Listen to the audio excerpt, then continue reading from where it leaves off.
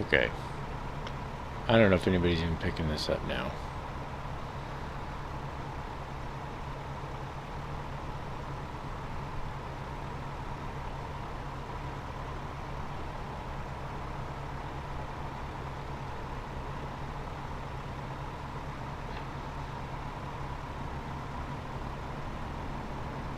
Okay. Well, I don't know where everybody went. I don't know if anybody's here. It's not playing back through my freaking speakers now. I figured out what it was. Hey, Pat. I hope other people figure it out here. Hi, Mike. So I figured out what it was. I'm going to show you guys, if I can. I don't know if I can or not. It was on output. Yeah, I can show you guys this. See this replay buffer here? That was turned on, and it wouldn't let me turn it off while the stream was running. So it was set to 20 seconds. So after 20 seconds, it would replay to me everything that I was saying. That had to be the most frustrating thing I think I've ever dealt with. And what a horrible, horrible way to start a live stream. I mean, I don't even know what to say about that right now, to be quite honest with you. I'm actually on my other computer here. I'm trying to go in here and just delete that whole absolute nightmare of a freaking, I don't even know what you would call that, because that was terrible. So we're live now. I am just deleting this one here, the old one. Yep, delete forever. I understand, it's gone forever. So the audio appears to be fixed. We got Mike in here for sure. We got Pat in here for sure. I don't know if the other guys are going to figure it out, to be quite honest with you. I sure hope they do. I know Bravo Charlie hit me up over here on Discord. He sent me a little link for an echo sound. I found that same video. It was terrible. It wasn't helping. So whoever's in here, looks like we got 4 of you. We had 9, but I imagine everybody bailed because it was an absolute nightmare. So all I can say is thank you to you guys who stuck around. That had to be, I don't know if I want to say it was embarrassing. It's a little embarrassing, but it was more frustrating.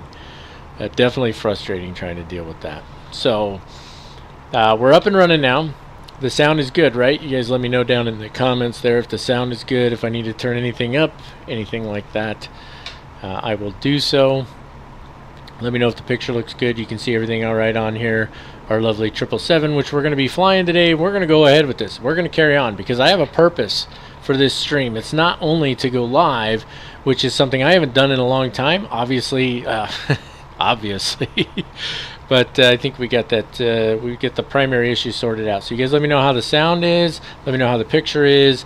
And whoever's here right now, it's saying there's 5 folks on here or 4 folks on here. So say hi down in the comments for me. I'm going to just say howdy to Bravo Charlie over here. Let me just let him know that there's a new stream up, because I know he wanted to join us. So let me just type this out. This is on another computer here. This is just a mess, guys. What a mess. Okay. So, Mike says it sounds great. Thank you very much. I sincerely apologize for that insanity. That was like, what time is it now? That was almost an hour of trying to figure that out. That is the most ridiculous setting. Like, who put that setting on there? Who thought that was a good idea? That's just absolute lunacy, whoever thought that was a good idea. So I hope that the folks that were on here are making their way back over to the channel and joining up with the stream, because like I said, there's a purpose to this stream. It's not just to go live and hash out all these kinks. The purpose of this stream is also a bit of a charity event, and I think it's listed in the, yeah, it's a charity relief flight. So there's 2 different things, 2 different goals that I have here. So for those of you who are members of Mac Air, you know that Joe, our COO, Chief Operations Officer, who's not here, by the way, and has no idea that I'm about to do this. Joe lives in Fort Myers, Florida, which was the place that was absolutely the hardest hit by Hurricane Ian. Now, Joe has been the Chief Operations Officer for Mac Air for a long time, and I'll be the first to admit he is the one who makes this the airline Mac Air run. I'm going to tell you that right now. Joe is the one who makes Mac Air run, and he's a great friend. He's a great guy, and Joe's computer went kaput. It's dead. It died. And so I would like to, as a surprise for Joe, and he'll probably see this at some point and probably call me on the phone and be like, don't do this. We're going to do it. I want to build a computer for Joe.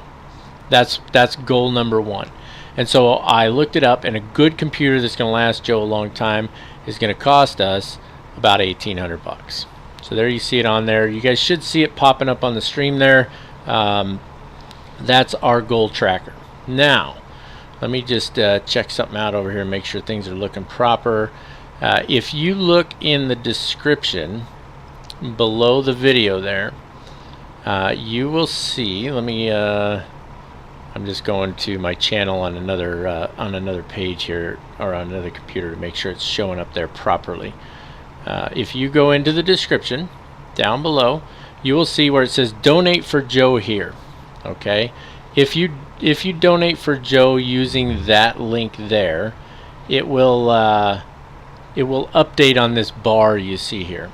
Okay, if you choose any other method of donation tonight, that particular one goes to PayPal. If you use the super chat functions or any of that other stuff, all of that will pay out whenever my YouTube account hits whatever threshold. I think it's set at $100. So once it goes over $100, they'll send me, they'll deposit the money in my account. So the next two payouts that I get from my ad revenue and all of that stuff are going to go towards this as well. Now you see it says $100 on there already. That's $100 that I've already put towards Joe's new computer. And so my desire here is to try and raise some funds for Joe. Now, once we reach that goal, every penny beyond that goal is going to go to disaster relief charities and funds for Hurricane Ian. So if we get beyond $1,800, all of that money is going to go to efforts for other people's recovery.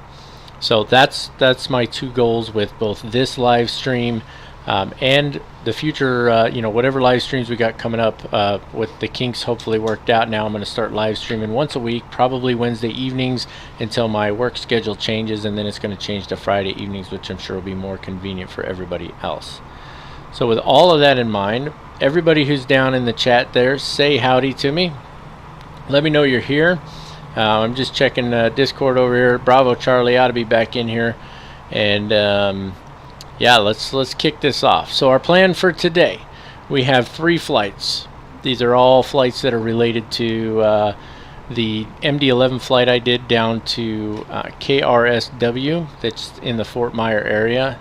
And we're going to do the same thing today. We're going to go from Memphis to KRSW in our Captain Sim 777. And then we're going to go from RSW up to Charlotte and then back down to KSRQ. So these are simulated, for lack of a better term, simulated relief flights. That's the plan here. Despite all the craziness getting started, and obviously we had to restart the stream so we don't have the awesome intro I had going on and all that, because I had it all worked out, right? And then it all fell apart. So great to have you guys here. Pat, I'm really glad you're here. Flying with Mike's great to have you here. If you guys haven't had a chance, check out Flying with Mike's channel. Same name for his YouTube channel. He does some very detailed videos on there, and it's just it's great to just watch what he does, going through the process and stuff. He's got a good video on there for setting up your flights, planning your flights through Sim Toolkit Pro and so on. And if he pops back in here, Bravo Charlie's got an awesome channel as well. I actually just met him a few days ago watching one of his live streams. It was fantastic. So hop on over and check out his channel as well. Bravo Charlie, if you're back in here, say howdy down in the stream. And what do you say we get this started? Because we're 10 minutes into our second attempt at this stream now, and I'm ready to get to work. What about you guys? I know you are. There's like a little delay, so you'll say yes, and then there you go. Okay, I've already got the ground power unit connected. So I'm going to get the battery on, get the ground power on, and let's start getting things set up here. If we jump down here, we're going to go to our Salty page, go to our payload, and now this is where we need to use our Sim Toolkit Pro. You guys are very familiar with it. I'm going to drag it over here real quick and show you what we got going on. Don't worry about that. It was late when we started. It's even later now. So here's our first flight, Memphis to Southwest Florida International Airport. It's got a nice long runway. Air distance 669 nautical miles. Estimated takeoff weight is 594,665 pounds. A landing weight at 566,553, and zero fuel weight is maxed out at 547,000 pounds. Bravo Charlie, man, I had a great time watching your channel the other night. All of you guys, listen, if you're on here, if you're watching this as a video later, do me a favor, jump over to Bravo Charlie 24's channel, give it a look. Excuse me, hold on. It's not a Captain Mac video or live stream without at least one cough in your face, right? All right, there we go. I'm good to go. All right, so check out his channel. You guys will like it. You won't be disappointed, I promise you. Okay, so we're looking at block fuel is 49,065 pounds. If we scroll all the way down here, payload is 235,200 pounds. That's going to pretty much be our payload for each flight because of the fuel, etc. So let me get this back over here and out of the way, and we can set those up in here. If you're not familiar with this, you're going to put fuel and payload on this side, and then you're going to hit execute, and it's going to load it up over here. So starting with that fuel, it was 49,065 pounds. So we're going to type that in if I can see the numbers there. 49,065. That's going to go right up here in the fuel. And then that payload was 235,200 pounds. And you have to put the full number in there. You can't put like 0.2. It doesn't work. So put that in there, hit execute, and you're going to watch these numbers are going to change. Fuel's pretty much instantaneous. Takes a minute for the payload to kick in. We're going to let it get all the way in there, and then we're going to start hashing out this flight plan really quick. Now, for those of you who are not familiar with the Captain Sim 777, this is not the finest offering they have ever put out. I used to be a huge supporter of this company. Had a great time doing, oh, I hit execute twice, that was dumb. Had a great time doing their full flight tutorial for their Captain Sim 757, I think it was version 3. Did a promotional video for their 737-200, had a great working relationship with them. When they released this, I tried to contact them. I actually was going to see if I could get a look at this thing. They wouldn't even contact me anymore. I don't know what's going on over there, but it's not particularly great, and this aircraft is a testament to that. So those of you who are not familiar with it, it is a 777. It does have some functionality, much more functionality, because we're using the Salty Sims modification as an add-on to it. They've done a great job. Some of the stuff I didn't update the thing that gives us the proper display down here. You'll see that in a little bit. But with that in mind, you hop up to the overhead. Aorous doesn't work on or off, so you can't do anything with it. You can't. Most of these switches don't work. That's the long and short of it. Most of these switches don't work. So the Aorous is already on, which means we can go ahead and take care of our alignment real quick, and then we'll go ahead and knock out our pre-flight checklist here. So position initialization, we'll just grab this guy right here, throw it in there, and the initialization begins. We'll do the flight plan here momentarily. Let's go through our pre-flight checklist. So first things first, block fuel is loaded and verified. Payload is loaded and verified. I'm going to shrink down this so that I can see any chat you guys got going over there. Joe, you weren't even supposed to hop in here, man. 0330, yeah, that's going to come quick. It's great to see you, though. I'm glad you were able to drop in for a couple minutes, man. Joe is, I was talking to you guys about him a little bit ago. Joe is down in Fort Myer, or in the area of Fort Myer, Florida, and obviously he's been helping with search and rescue and all the stuff that comes with his position down there as a deputy for the Sheriff's Department.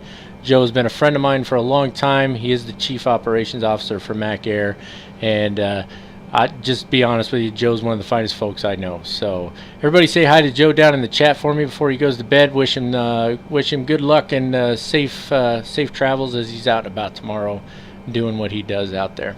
And while you guys are saying hi to him, I'm going to continue with this pre-flight checklist. Park and brake is set, battery switch is on, primary flight computer. So this is where we start to get into stuff you can't do, right? So this is your primary flight computer, is guarded and closed. Can't touch it. Thrust asymmetry compensation, can't do anything with that. APU gen switch, it's already in the on position, but the APU is currently off. IFE passenger seats, all that stuff. So that's where's IFE passengers on this one? I don't even think we have it because we're cargo. Either way, moving on. Cabin utility is on. What else we got? Left and right bus tie switches are auto. Now these two here you can click, so if they're not on, click those on. Same thing with the gen controls down here. You can click those two, but you can't click these other ones. So make sure left and right generator control switches are on. Backup generator control switches are on. That's these two here in the center. You can't do anything with those. APU selector, we're going to start that in a few minutes, but we can go ahead and turn the nav light on. Window heat needs to come on. Emergency lights are already on. You can't do anything with any of these switches up here. Can't do the ram air turbine. You can do the left and right gen switches. You can't do the, or not gen switches, engine hydraulic switches. Can't do the C1, C2, and you can't turn any of the knobs. We can turn the seatbelt signs to on. You can't do anything with no smoking sign. Fire overheat test doesn't work. EEC mode switches are normal. Can't do anything with those. I can't turn auto start on, but it is on auto start. Can't do anything with these except you can adjust this. We're not going to mess with that. We don't need our fuel pumps on yet. We don't need anti-ice. Nav light is on and we're good with that. Equipment cooling, upper lower recircs, those stay on. You can't do anything with those. You can't do anything with the packs. Can't do anything with the trim air isolation switches, but you can do something with the bleed switches. Make sure those are on, and the pressurization is automatic. There's nothing we can do about that either. And then the last thing we would do on here is our FMC initialization, which we've already done. And so that takes care of all of that and leads us right into our cockpit preparation checklist, which we sort of did some of that already. Window heat, hydraulic pump switches, seatbelt signs, EEC mode, all of that. What we need to do is we need to jump down here and take care of setting up our flight plan. So if you have the Salty mod with this, then you can link it to your Sim Toolkit Pro, not your Sim Toolkit Pro, your Sim Brief, which is linked to Sim Toolkit Pro. Hit request and load, and you're going to see our flight plan is going to jump in here, and we'll activate, execute that, clear that out, and I don't know why it likes to show the last number I typed in there, but there's our route, there's our flight number, it's all in there. We're going to do departure and arrival. We are going to take runway 36 left. I had an issue. I don't know if any of you guys have. So I got the radios right now, and then when I did a test flight, the radios stopped working partway through that test flight for some reason. I have no idea why, but they did. So we'll see if the radios work today. But we are going to be taking runway 36 left, and it is, if I can find it here, where's it at? Come on. There we go. Olem 6. We're going to take that right out to Laic. And we're going to execute that, and then while we're here, let's go to our index page. Let's put in our arrival. It's going to be the Tiny 2, and it's going to be from player. And I just got a text message here, and we also, Flying with Mike just donated 20 bucks. You are awesome, brother. Thank you so much. Joe just texted me and asked me why he wasn't supposed to know about the stream. Should I tell him why, guys, or should I let him wonder about it for a little while? I think I'm going to let him wonder about it for a little while. You weren't supposed to know, Joe, but it's not because we didn't want you here. I can tell you that for sure. I love when you jump into the streams. Joe and I have done some flights together, and it's so much fun. We started doing some formation flying together, and then his computer went kaput on him, and so we haven't been able to work on our formation flying, which has really been unfortunate as well. So let's go back over here to performance initialization. Now this, you can accept this or you can reject it if you want to make changes, but this is based off of the Sim Brief flight plan, so I'm going to accept it. I made sure the cost index was correct this time. Thrust limit, we're going to use full thrust. We are heavy, and this thing, the thrust comes up really, really slow for some reason. So go to our takeoff page, flaps 15. Put that in there. That gives us our trim at 8.14, and now I'm going to tell you the V-speeds look wrong. I'm like, no way, but you know what? It's going to be ready to rotate at 127. I did a test flight on it yesterday. I'm telling you, even as heavy as it is, it will rotate. So I don't know if it's accurate or if it's just the way the flight model's set up, but we're going to leave it where it's at, and we're going to carry on. Another cough in your face there. You guys missed that, right? Somebody tell me you missed having Captain Mac cough in your face. All right, let's carry on here. So the FMC is set up. We do need to take care of the MCP. It's this guy up here, mode control panel. I don't know why this thing's always at 0. I can tell you right now, we're going to do our taxi and departure briefings here shortly, but we don't have any major altitude restrictions. So we're going up to, I believe it's 350. It's either 3.5 or 3.4. I'm going to put it 3.5 and then just double check it over here really quick. Sim Toolkit Pro, and yes, 3.50. So we're going to take it up to 3.50. And what did we say down here? V rotate was 127, and then V2 is 150. So that's a disparity to me, right? But we're going to set this to 160. Now I know somebody was telling me a little while back that in the 737, and I looked this up too, and they were right about this. In the 737, you just set this at V2 because it automatically reprograms when it's doing the VNav. So, and there's another donation from Pat. Pat, you're the man. Thank you so much. I really appreciate that, guys. You guys are fantastic. Vova, you know what? I don't want to butcher your name, so I'm just going to stick with Vova. Great to have you here, though. Thanks for joining us, man. And yeah, I'm with Bravo Charlie 24. Smash the thumbs up on this one, guys. Let's get things going here. It was for those of you who weren't here a little while ago, we literally spent an hour on here just trying to get the audio fixed. I finally figured it out and had to restart the stream. It was an absolute nightmare. So let's arm the LNAV and the VNav there. Auto brake needs to go to RTO down here. And what else we got? Transponder, we need to set that. I got a view for that, sort of. There we go. So we're going to set that to TARA. And we're going to set this to 2336 because that's the number I like. Now, anybody in here actually know what 2336 means? Just curious. I've mentioned it before on the channel. I'm just curious if anybody in here actually knows what it means. Real quick, I'm just going to take a look over here, pulling up the charts, and our ATIS is 127.75. So let's see if we can get an ATIS on here. We probably will be able to, but I wasn't able to yesterday when I did a test flight. So just looking for 750. There we go, and then 127 on this. And volume is on and up.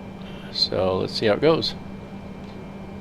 Memphis Airport information, Oscar 1900 Zulu. Wind tree 42 at 5. Visibility 10. Sky condition clear. Temperature 21. Dew point 10. Altimeter tree 0.08. ILS runway tree 6 center, ILS runway tree 6 right, and ILS runway tree 6 left in use. Okay. That was enough for me, so I'm good with that. So the big thing here is going to be the altimeter 3008. Let's go ahead and get that set on here. Maybe. Come on. And I know it's kind of hard for you guys to see. It's kind of hard for me to see. But there's 3008 there. They are synced up on both sides, so we should be good to go on that. Let's go ahead and jump up to the overhead here. I'm done playing around. Let's get this APU started. Get that bad boy up and running. And I have to do that view twice just to get to where I want it to be. It's kind of obnoxious. I do not like the view system at all. Let's close that, close that, close that. Get rid of those. We still need the power. We can... I don't know if baggage stayed or not. We do still need the ground power because we're not on the APU yet. Let's jump to our showcase view here. And yeah, see the baggage guys are still over there. So we need to get rid of them as well. So let's get rid of them. See if they go away. There they go. There goes our stairs. Let's jump back into a proper view here. Fantastic. Let me shrink this down so I can see the comments over here. Sounds like the MD-11 is much better than the 777. Oh, it absolutely is, Vova. I got to tell you guys, so I've had X-Plane for years. I mentioned it in my videos, and I've just recently started really, I don't know why my gear handle was up there. I just recently started really flying it a lot. I got to tell you, that Rotate MD-11 is so much fun to fly. If you guys haven't had a chance to fly that thing, let me tell you, it is absolutely worth it. It is fantastic. If you're not an X-Plane fan, if you're strictly a Microsoft Flight Simulator guy, but if you really like flight simulation, I highly recommend having both. They're both great flight sims, and they both have their perks, right? So some things are better in X-Plane than they are in Microsoft Flight Simulator, and some things in Microsoft Flight Simulator are better than they are in X-Plane. Let's get that APU gen on. Should be good to go there. Let's make sure everything doesn't shut down, hopefully. We'll be in trouble if it does, right? Nope, it didn't all shut down. Let's get rid of that ground power unit now. You can go away because otherwise he's just going to be in the way. And what else we got here? We got to take a look at our before start checklist. Let's put this over on the doors page. I'll zoom in so you guys can see. There's the doors page. Doors are closed. If they're not, you'll see a yellow outline where the doors are. So all the doors are closed and locked. We can put that back on the engine page for now. External power and air is disconnected. Now, normally, and when we get a proper 777 for this sim, you know, from, please tell me it's going away. Like, it's still saying available. So many little frustrations. That's the wrong thing. When we get like PMDG's 777 for this aircraft, is he going away? He is finally. Then you're gonna need to know how to do this stuff. Now, fret not. I'm gonna do a full flight tutorial, of course, because I love doing those anyway. They are a good time. They're just a lot of work. So when you get to this checklist, for example, your right electric demand hydraulic pump selector. That's this guy right here. Is going to have to go to auto. And then your primary C1 and C2 electric pump switches, that's these two up here, right? These are the primaries. Then your left demand, then your C1 and C2 air demand. All of those will go on in that order. Then your left and right fuel pump switches. We don't have any in the center, so we don't need to worry about that. Seatbelt signs are already on. Beacon light can come on at this point. And then you would push the recall switch. Of course, the recall switch doesn't work in this aircraft. Big surprise. And then you can see down here, this is actually, so this is one of the things that really got under people's skin with this. What happened was Captain Sim, when they made this aircraft, they piggybacked it off of the default 747. And so that's why you have 747 display down here on the lower ICAS, which is just utter insanity to me. But it is what it is. So that's all of our before start stuff. So we're good to go there. Let's go ahead and get our pushback going. Now, I did already set it up earlier. That's one thing I got right for this stream anyway. So let's go ahead and request pushback. Cockpit to ground. This is ground. Okay. Stand by. When I did it yesterday, for whatever reason, they repeated the command 3 times every time. So he said cockpit to ground, cockpit to ground. And while he's saying it, the ground is responding to him. So, yeah, good times. How's everybody doing down there in the chat? We got a minute here. Looks like we got 35 views on 35 views, 13 concurrent viewers, it says over here. So I guess some people bailed out because they don't want to listen to me bump my gums for too long. I don't blame you. I could get a little... Even my wife is like, okay, you're done. I'm just kidding. She's not like that. Let me know what you guys think of my, what do you call it up here, Mark? Pin is installed. All doors and hatches closed and all ground equipment is removed. We are cleared for start and push. Okay, cleared for push start. Please release parking brake. Parking brakes are released. Commencing pushback. You can start the engines in sequence. It will start in the sequence. Okay, while he's pushing back real quick, what do you guys think of the little overlay up here? I tried to make sure it was big enough to see, but small enough that it's not really obstructing your view. I know some folks like to have those on live streams. I don't mind them. I think it's great. Nothing wrong with it being up there, so I thought I'd run it. That is from something called Fly Live Studio. It's absolutely free, and you just set it up, and I just put my my logo on there, and then you just put in the information and off you go. So pretty good stuff. All right, the start for this aircraft is very simple. You're going to start with engine number 1. You're going to click this over to start, and then you're going to come back here, which is not, oh my goodness. Let's do this. You're going to come to here, and then you're just going to click the fuel on. It's an auto start process. So you see it says there auto start, and the engine is going to start up on its own.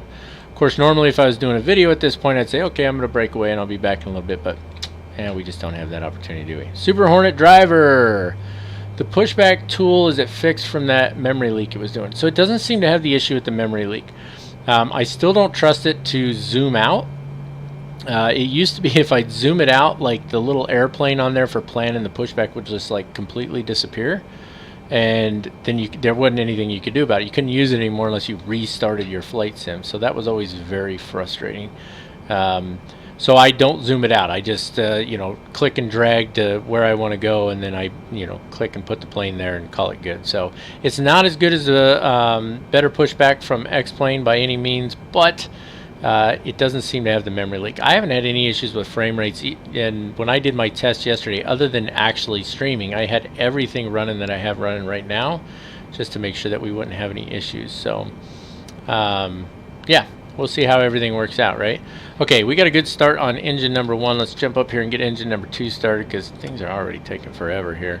back to this view here, and again, you don't need to wait for anything. You can just go ahead and introduce the fuel right away, and we should be good to go. Just so you know, the speed brakes are armed for these. Click, drag up, that disarms them. Click, drag straight down, and that arms them. And then, of course, I've got a map to my Bravo throttle quadrant as well. Everything seems to be working fine. We're going to double check, of course, as we get ready to taxi out here, and hopefully everything works without any issues, because yeah, we're 30 minutes in here. We got about an hour flight. We got 3 flights, so I'm gonna stick it out. I know some of you guys won't be able to. That's okay. I totally understand. But anybody who can stick it out with us, boy, I tell you what, I love having you guys here, and I sure do appreciate your company. So, all right, that's the engine start. It's just about done. Let's start taking a look at our before taxi checklist. We're gonna jump up top here. Completed. Please set your parking brake. Of course, parking brake. Okay, there we go. Parking brake set. Okay, we'll jump up top here. Ground. So Startup left and is right complete. generator You may control disconnect. switches should be Roger. on. Good engine start. Cleared to disconnect. See you at the side. Have a good flight. Thank you. On and Holding lights position, off. waiting for the visual. Oh my Thank you and gosh, goodbye. stop talking. I'm trying to do something here, guys. I'm trying to do something. On and lights off. That means what's the light? There's the other light that was on there that was saying it was wrong. You know what I'm talking about. I can't think of the word right now. APU selector switch can go off. So the gens are both on now, so we can turn the APU off. The gen itself, come on, turn off. We're going to just leave that on, because otherwise, for whatever reason, we get a warning saying the APU generator is off. Okay, of course it's off. The APU is off, but for some reason, yeah, they don't do that. Hold on, somebody's texting me. I'll bet you it's Joe, because, you know, I'm not doing a live stream or anything, right, Joe? I'm just messing with you, buddy. He said, he asked me if I lost my mind, and he says, yeah, I would call, but I don't. Yeah, well, Joe, you can't call me right now. I'm doing a live stream. I won't even answer, brother. So, all right, let's carry on with this. Engine start selectors both need to be to normal, which they are. Left and right pack control switches should be auto and lights off, so that the bad light that I can't think of the name of it right now for whatever reason. Left, center, and right isolation valve switches, same thing, auto and lights off. Bleeds are both on for engine bleeds, and then you could turn the APU bleed off. I mean, you don't need it. APU's off, right? So we need to set the flaps. It's going to be flaps 15. And I apologize if I'm stumbling through a little bit. That's the nice thing about videos, right? So for videos, if you make a mistake, you can just re-record it. On a live stream, it's out there for everybody to see. So there you go, flaps 5. That's going to take us to flaps 15. So you guys go easy on me, all right? What else we got here? Stabilizer trim needs to be set. Now this one is, you jump down here, all right? Actually, what I should have done is put this guy over here on flight controls. That's that one right there, okay? And then when you jump down here, you can see there's your stabilizer trim. It's supposed to be at 8.14, so we can just call that 8.1. So there's 8.3. I went too fast. There's 2. There's 8.1. So we should be good. And while we're here, let's do our flight controls check. There's a full left. There's the full right, and neutral all the way up, all the way down, and neutral, and then the rudder full left. And remember, it's going to bounce going to the right because it hates me. There it goes. Get over there. Oh, I need new rudder pedals so bad, but that's going to have to wait. And we're good. As good as we can be on our flight controls check. Put this back on the engines page. What else we got on here? Push the recall switch that doesn't work. Wing and engine anti-ice, they're on auto. We don't need them. Taxi light can come on. Runway turn off lights as needed, and that'll take us to our before start or before takeoff checklist. But before we do, it looks like Joe's about to go off to bed here. Joe, brother, we love you, man. That's all I can say about that.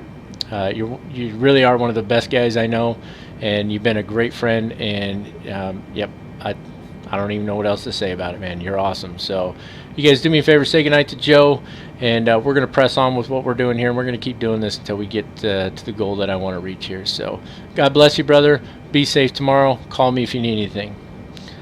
With that in mind, I'm going to jump to a proper view here. And track IR coming on a little jump. There we go. Somebody made a comment on one of my videos. They said they realized it was one of my videos when I said track IR coming on a little jump. So apparently that's become a thing. So taxi light on. Let's go ahead and get the wing lights on as well.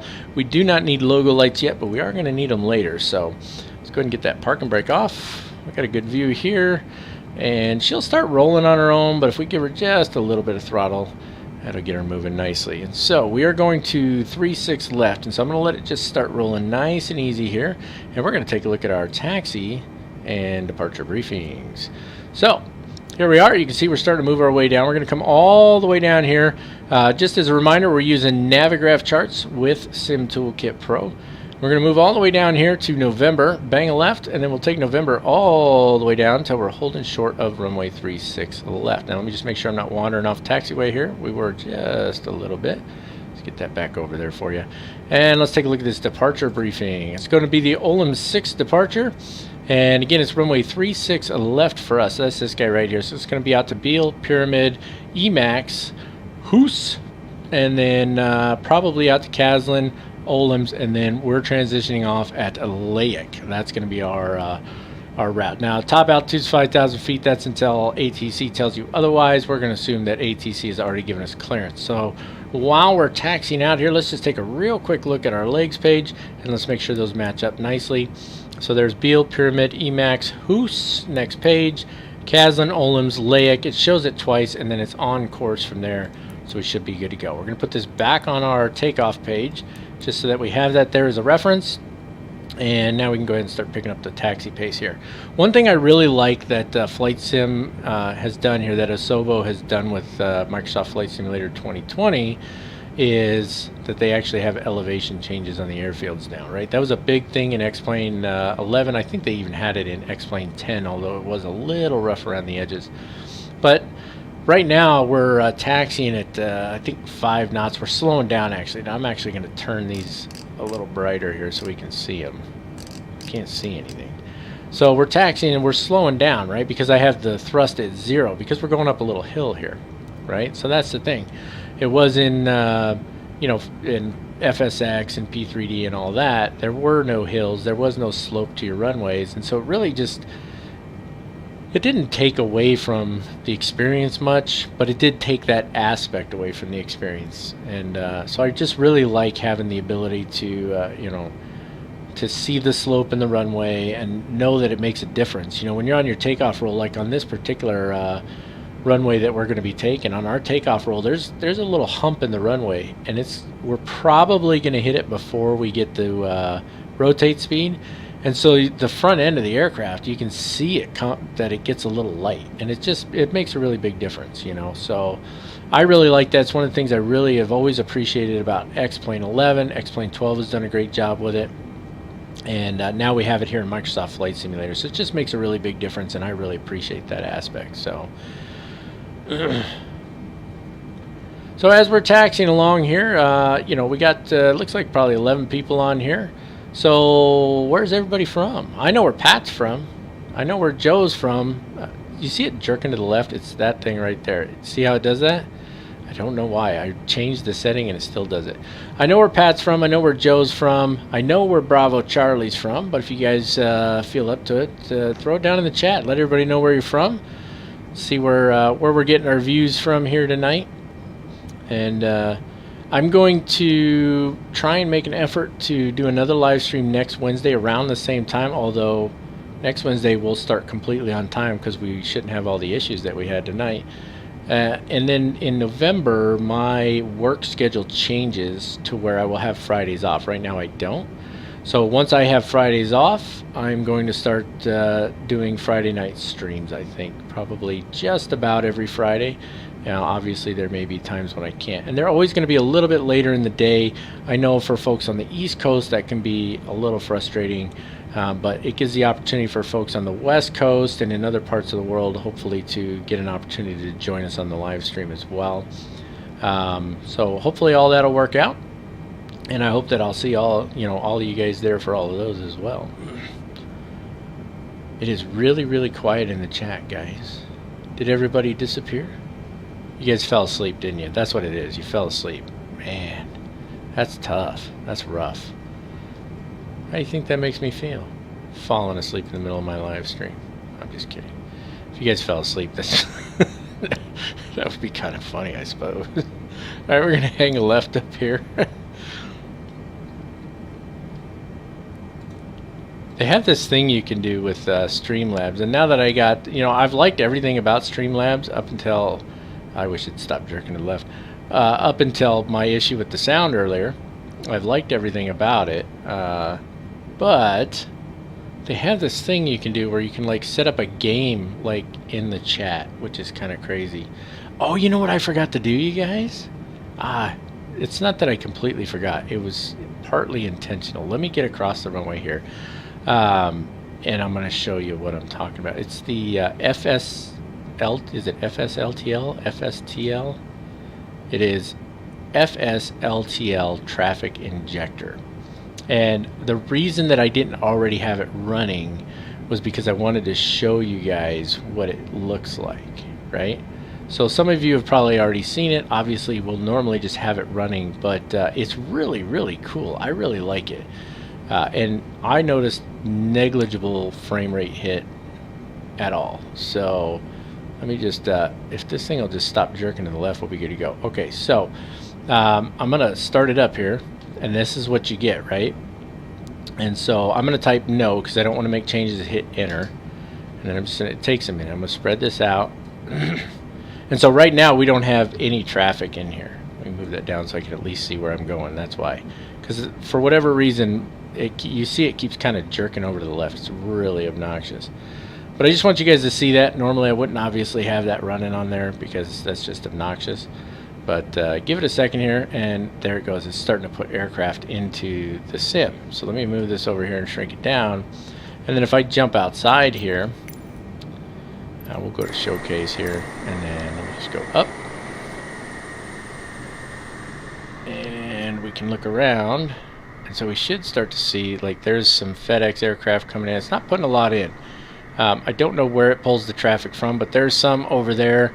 You can see some up over there at the terminal and so on. So, and what it does is it tracks along as we go. What is going on with, why is this thing still, okay, it's gone now.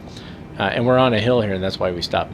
So, as we go along, it continues to inject traffic along our route at our destination airport as we get closer and so on. And it does a really good job of it. So, yeah, definitely like it. Bravo Charlie. So here's the thing, and I remember hearing you mention it very briefly in one of your streams. And most people who've been around my channel for a while, they already know this. I do not fly VATSIM, not because I don't want to do the ATC, but because there have been a lot of problems with VATSIM over the years. And I'm not trying to badmouth them, okay? So, you know, if somebody's on here who's a huge fan and they know guys over there and stuff, I'm not bad-mouthing them. Don't misunderstand me. But let me just say this. There have been problems in the past where VATSIM has put copyright challenges or claims against YouTube channels who were flying on VATSIM. I don't need that hassle. And it turned into some pretty nasty disputes with some of them. And I don't understand fully why. I don't know all the details. All I know is I don't want any part of that kind of dispute. I have considered doing, what's it called? Is it Pilot Edge, I think is what it is? ATC, that's a pay service. So the problem is, of course, I don't have the money for that right now. But I've considered doing that. But I have avoided VATSIM because I don't want to have any issues. And I'm not saying I would. Like I said, I'm not bad-mouthing them as an organization. I'm just saying people have, and I don't want that hassle. So that's what's kept me from it. You know, we just kind of have to, I don't know, wait and see. Steve Summer, welcome to the flight here. Flight Radar 24, what's that?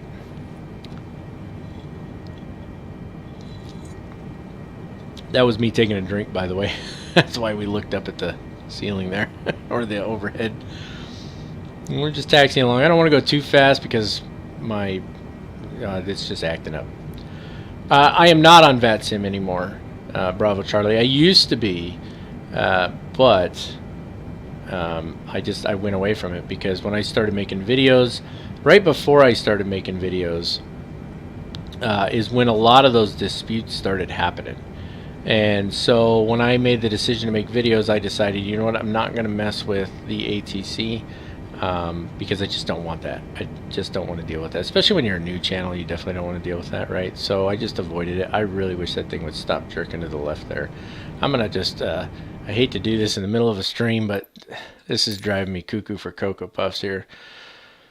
We need to go over here to our really junky pedals, and we need to set the sensitivity. So it's this guy here. You see it's bouncing there, right? Like, I don't know why it's so, that makes it worse. Yeah, so it's different on both sides. I got it different on both sides, which is kind of weird there. But what I did yesterday is I just increased the dead zone. So that's what I'm going to do now, is just increase the dead zone a little bit. And hopefully, yeah, see, it's bouncing around now, but it shouldn't do anything. So I think we'll be good to go there. So my apologies for having to do that on a live stream, but it's no worse than how we started out. That is for certain. Flight radar 24 is where FST or FSLTL pulls its traffic from. Okay, fantastic. Well, thank you for sharing that. I didn't know that. Airman MD, it's going fantastic. How are you doing this evening? It's still pulling to the left. Are you kidding me here? What is up with this thing? I need new rudder pedals, guys. It's not the priority, but I need them. Boy, I tell you what, I really need them, don't I?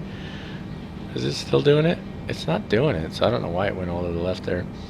It's great to see you here, Airman. I haven't seen you in a long time. I don't think anybody's seen me in a long time, other than my videos that I started getting back into recently. You know, I just like to add, and I've mentioned this before, but I'm going to go ahead and throw it out there again. You know, I had to take a pretty long break because of, family, family duties, right? There were things that just had to take priority, and I just didn't have the time. That thing is still pulling to the left. And so I took a long break. It was like a year and a half. It was almost 2 years. And you guys stuck around, man. I got messages on Twitch. I got messages on YouTube. I got emails from guys. And it was never, hey, why aren't you doing videos? You know, you need to get back to doing videos. It was always, hey, I hope everything's all right. If you need anything, let me know. We're here for you. Can't wait to see you back. But, you do what you got to do. We know you got to take care of business, right? And I got to tell you, see, it keeps jerking to the left. You're killing me with, look at that. Oh my gosh, what is causing that? Okay, let's do this. Let's see if we can just get rid of it there. I don't know why it's doing that. Maybe my foot's just the way my foot's resting or something. Anyway, I just want you guys to know how very much I appreciate that kind of support from this community. That's one of the things I just absolutely love about the flight sim community, is there are so many amazing folks in this community. Yeah, we've got a few bad apples like anybody else does, and it can be frustrating, but, and I gotta tell you, I remember posing a question a couple months ago. I had looked at this video. Guy had 35 subscribers, okay? Nothing wrong with the video. It wasn't the highest quality.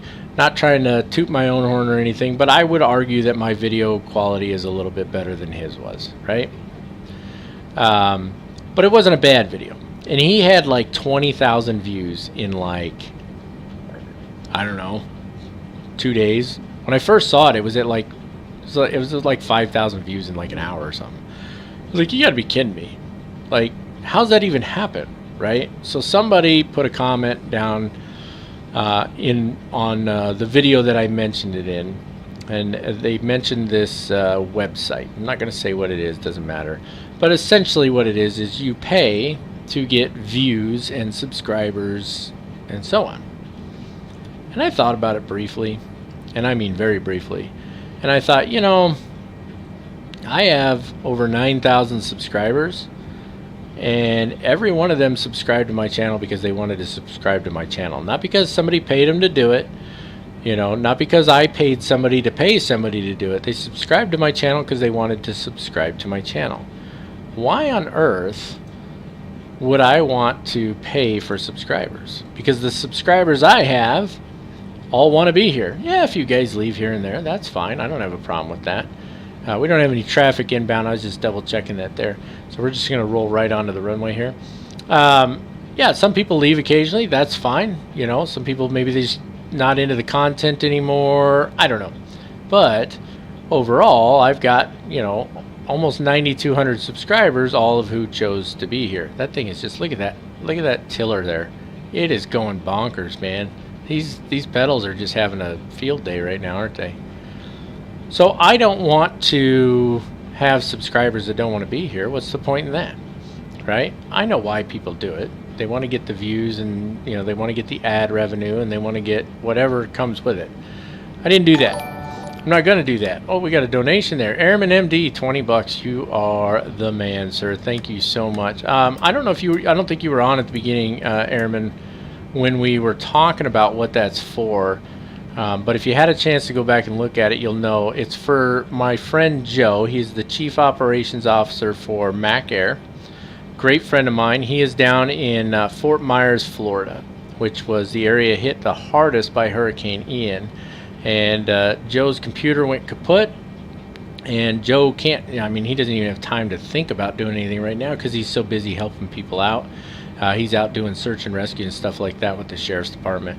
And so we're doing a fundraiser to build a computer for Joe, a proper computer. He's been flying on an old beater for a long time. So we're going to build Joe a proper computer, and any penny we get beyond that $1,800 is going to be dedicated to charities that are doing relief for the victims of Hurricane Ian. So if you guys follow the link that says donate here for Joe, then it's going to pop up there. If you choose to do a super chat or anything like that, any other type of donation, the next 2 payouts I get from ad revenue, etc., which will include all of those types. It'll include things like super chats and memberships and so on. All of that will go into my next 2 payouts for ad revenue. Both of those are going to go towards this goal as well. So I'm going to keep running this this event until we reach the goal. So if I get a payout before the next live stream, then that'll be reflected on there and so on. So thank you so much for those of you who have taken the opportunity to donate already. None of this money is for me. It's for Joe, and then it's for victims of Hurricane Ian. So let's take a look at our before takeoff checklist here really quick. Landing lights are on, strobe lights are on, auto throttle needs to be armed at this point. LNAV and VNAV are armed. Traffic or TCAS is on TARA, so we're looking good there, and everything's good to go. So here's how this works, guys. So normally you bring it up to about, if I'm not mistaken, it's about 75% while holding the brakes. On this one, we're going to bring it up to, I don't know, right about there. Okay, and then I'm going to hit the toga once it stabilizes. Watch how slow, I'll just show you here, watch how slow it comes up. So there's toga. See how slow it's coming up? So I'm going to wait till it hits 75, and then I'm going to release the brakes, and that means we'll get rolling down there nice and quick. So there we go, and let's get this bird in the air because it is well overdue. And of course it's bouncing all over the place because my rudder pedals are just a nightmare. So I'll get those, I'll either fix these or I'll buy some new ones at some point. But all right, we're looking good. Airspeed is alive now. These runways are so bright. I need to darken up my colors in here a little bit. Past 80 knots already, looking good. A lot of runway. So this is where we're going to get, you're going to see as we come over here, see the front end just gets really light there. There's rotate right there. Let's go ahead and pull back on that stick nice and easy, or the yoke, not the stick. Keep pulling it up to follow that flight director. And let's get her up in the air. Now I had a problem yesterday. Get the landing gear up now. Visibility 10. Oh, what is that doing? Temperature 21C, 2 point. There we go. She's going over there somewhere, isn't she? Just following the flight director right now. So I had a problem where it went to climb thrust really early when I did my test flight yesterday. So that was kind of weird. Hopefully it doesn't do that to us today. Just messing with the trim a little bit and following that flight director there in the middle. And once we get onto autopilot and get cleaned up here, I'll take a look at the comments there in the chat and try to answer any questions or anything like that. So as you can see right now, it's just got us kind of holding what we got here. It's not really interested in speeding up, but you should see that flight director start to come down here pretty soon. And when it does, then we'll start gaining some speed and start bringing those flaps up. So you see it got off the ground no problem at that rotate speed, but it's climbing super slow, right? So again, just following the flight director here. Nothing too fancy. And I like to hand fly this plane, I really do. I like to hand fly all of them. There we go, there's that left turn I was looking for. Let's give her just a touch of rudder there. And you'll see that nose likes to come down when you're turning, right? Because you lose some of that lift on one of your wings. Keep that in mind. And just bring her up around the corner here. Watch that speed coming up. We're looking for that. Now they've done a better job with the flight dynamics. So when I bring out this first setting of flaps, I'm going to go to flaps 5. Watch this nose start to fall. And didn't do it much. Didn't do it much. Let's come back out of that turn there. A little late on that. That's okay though. Just bring her back over there. And see, now that you see that flight director, it's lower, right? It wants me to bring the nose down so we can get that speed coming up. Let's go ahead and go to flaps 1. Just letting that speed keep coming up, and we'll be able to go flaps up here momentarily, and it's going to want us to start climbing. There we go. And come on, make the turn. Come on, Captain Mac, you know how to fly an airplane, right? Let's go get those flaps all the way up, and as we're going into this turn, I'm going to hit the autopilot. See how it immediately noses over because it's going to where that flight director is. But we're really close to that 250 mark where we want to be here.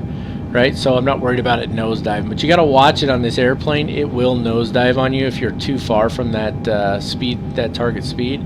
It'll nosedive. Let me get the track IR off here. Jump to a better view. I know that looks like the same view, but believe it or not, it isn't. All right, let's take a look at our after takeoff checklist. The landing gear is up. Auto brake is off. We're not above 10,000 feet yet. We're climbing up through 5,700, almost 6,000. Once we're above 10,000 feet, we'll get those seatbelt signs off. And then transition altitude is going to be 18,000 feet. So we're just waiting on 10,000 feet here. We're keeping an eye on things, make sure it's following our flight plan the way we want it to. Zoom that out just a little bit there. Things are looking good. And just taking a look over here on the chat really quick. Yeah, there was a bit of a crosswind pad. It wasn't too bad. Wasn't too bad. Glad to hear you're doing good there, Airman. Content sells itself. Which content? Mine? Is my content that good, Steve? I think that's what you're referring to, right? Like when I was talking about my subscribers, because I'm going to assume that's what you meant, because then I'm going to take it as a nice compliment. No, I appreciate that very much. And Airman, I really do appreciate that. Everybody who's donated so far, you guys are fantastic. I really appreciate it. You know, I was actually a little nervous when I was getting ready to do this stream, which is funny because I wasn't so much nervous about having an issue that like the one we ended up having. That was ridiculous. What is this saying over here? Bleed off APU. Oh yeah, it doesn't like the APU bleed being off. I didn't see that before. Must have missed it. Okay, I don't know why you'd want the APU bleed on while the APU's off, but that's fine. Okay, so we're good there. We can go ahead and unarm the spoilers as well. Move that bad boy up there. Flaps are all the way up. Trim's looking good. Everything's looking fantastic. We're just about above 10,000 feet, so let's go ahead and get the runway turn off lights off, landing lights off.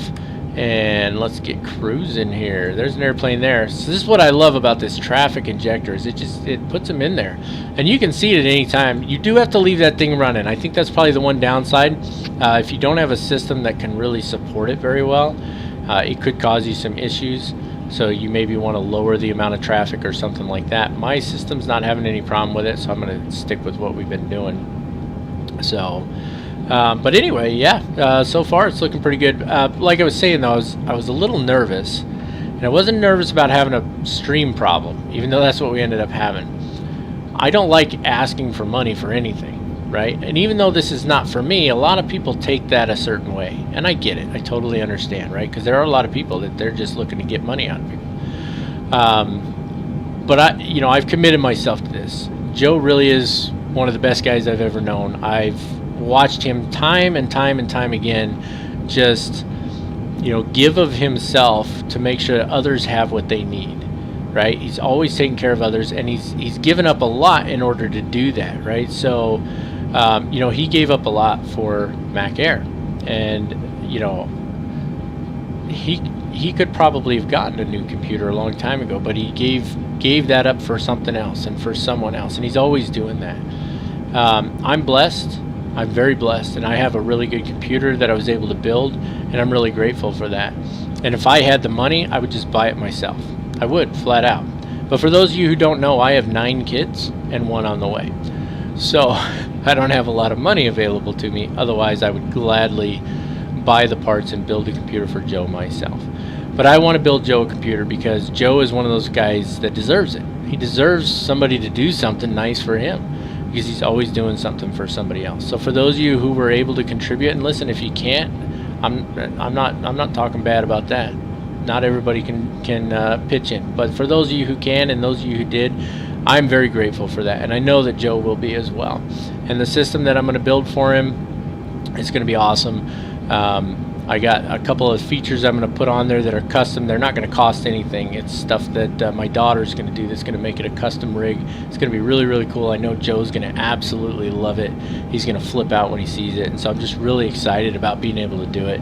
And, you know, I'm just so grateful that you guys will make that possible. So definitely going to keep pressing on with this and look forward to the day, hopefully in the not too distant future, when we're able to take care of that for Joe. So I know this is going to be a long stream, guys, and I know some of you aren't going to be able to stick around the whole time, but I really appreciate all of those of you that are here right now, those of you that were on earlier, and anybody who comes on later. If I don't say thank you now, and you can watch it back later because it's going to be a video on YouTube anyway, right? So fantastic stuff, guys. You guys are awesome. So yeah, I think we're just going to keep climbing on up to cruise altitude here. We're going to fly her on down to KRSW and land it, get her offloaded. Now there's this weird little thing. Again, I did a test run on this yesterday.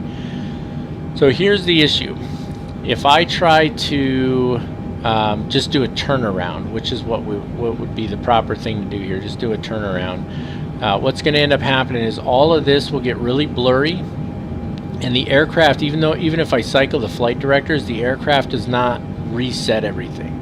So what I'm going to have to do, I've got this little video that originally you were going to see at the very start, but you didn't because of the nightmare that was my live stream, my first live stream attempt there. So I've got this little video. It's just you know, some stock footage of aircraft taxiing and landing and stuff like that with a little bit of music in the background. So I will turn that on. And while that's playing, what I will do is I will shut down my sim, or well, I probably won't shut down the sim. I'll just end the flight completely and then start a new flight, and that way it should reset everything. And if for any reason it doesn't, then I'll shut down the sim and restart it. So if you see that little video thing playing for like 5 minutes, it's because I'm waiting for the sim to restart, because we all know it can take a long time to do that on occasion, right?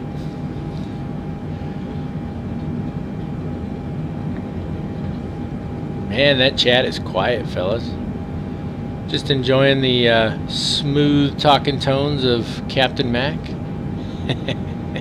Right? That's what's going on, isn't it? I get it.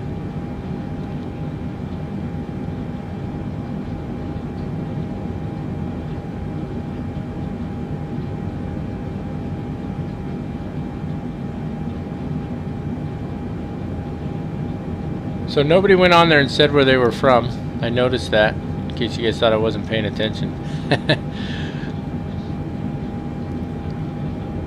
So Airman, what you been up to, buddy?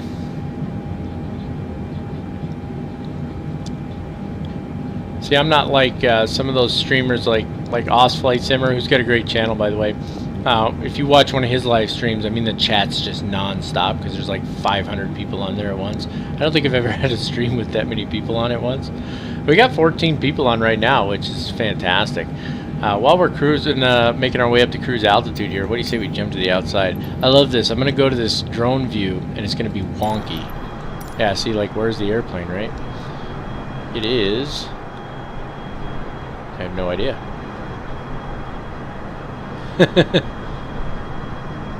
Oh, there it is.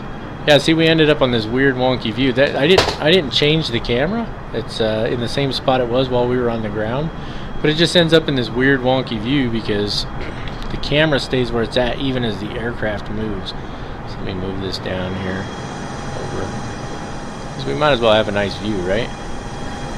There's a nice airplane going overhead there. Now you guys tell me, do you like this outside view or you want to stay on the flight deck view? Nothing but working, Airman? Man, I know that feeling, I really do. I really do. I gotta say, I've already mentioned it, not a huge fan of the Captain Sim 777. I'm just not. They, in my opinion, should be ashamed of what they did here. However, I love the 777. I mean, just look at this thing. This aircraft is absolutely gorgeous. It's one of the most beautiful airplanes I think that exists. That's just my opinion. So, definitely love a 777.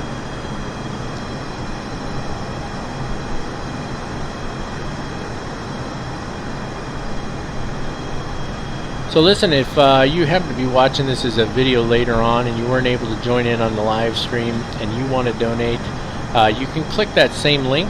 It should update next time I do a live stream. Or if you go a little further down in the description of the video there, you will see that there's a place where it says donate via PayPal. All donations are going to PayPal anyway, unless you do like a super chat or something like that. Those will come through the ad revenue payout that Google gives me, which again, the next 2 ad revenue payouts that I get are going to go towards Joe's computer. So that'll include any of those super chats, any memberships, anything like that. All of that will go towards Joe's new computer. But you can also click on that donate to me through PayPal, and you could click on that buy me a coffee thing. That's new. I haven't really tried that out yet. I just put that up there, curious to see how that works.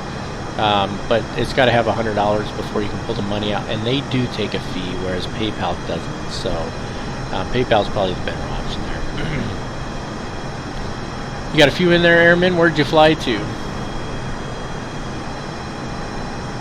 What would cause the autopilot to disconnect when changing from custom views to cockpit? Most likely a crossed up key command, right? So I don't have a key that changes me from out here to in the flight deck. I tried to find one, but I couldn't, and their camera system's terrible. But it sounds to me like you've just got a crossed command there. Somehow one of the keys you're using to change from your custom views back to the cockpit is probably the same key for disconnecting the autopilot. Are you doing the flight with us right now, Steve? You flying along, or?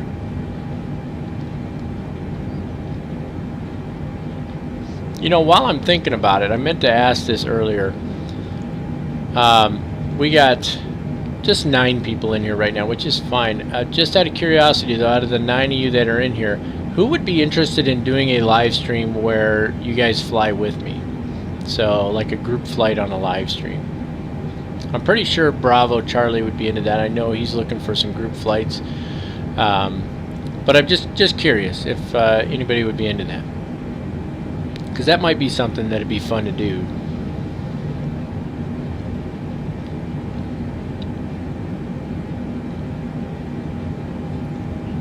I don't know how long the delay is. I think it's like 20 seconds.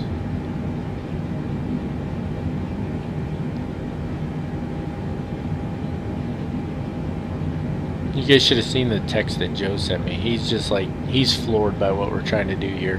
That's the kind of guy he is, though. Like, if I'd have told him up front, he'd have done everything he could to convince me not to do it.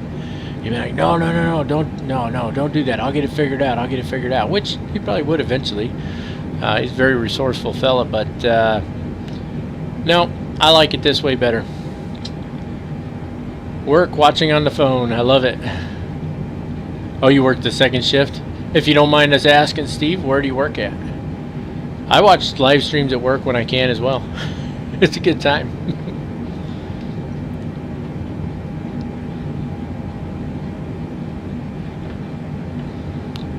None of you said whether you'd view from inside the flight deck, rather the view from inside the flight deck or outside. I kind of like inside. Look at our ground speed right now. We got a nice tailwind going on. 25 knots right off the tail. That's good stuff. 531 knots. Zoom this out just a bit more there. And one thing I've noticed, and some of you may know this already, but if you go here to your progress page, once you get to top of climb, it does not show top of descent for a while. It doesn't show it till you get within, I think, 200 nautical miles, give or take.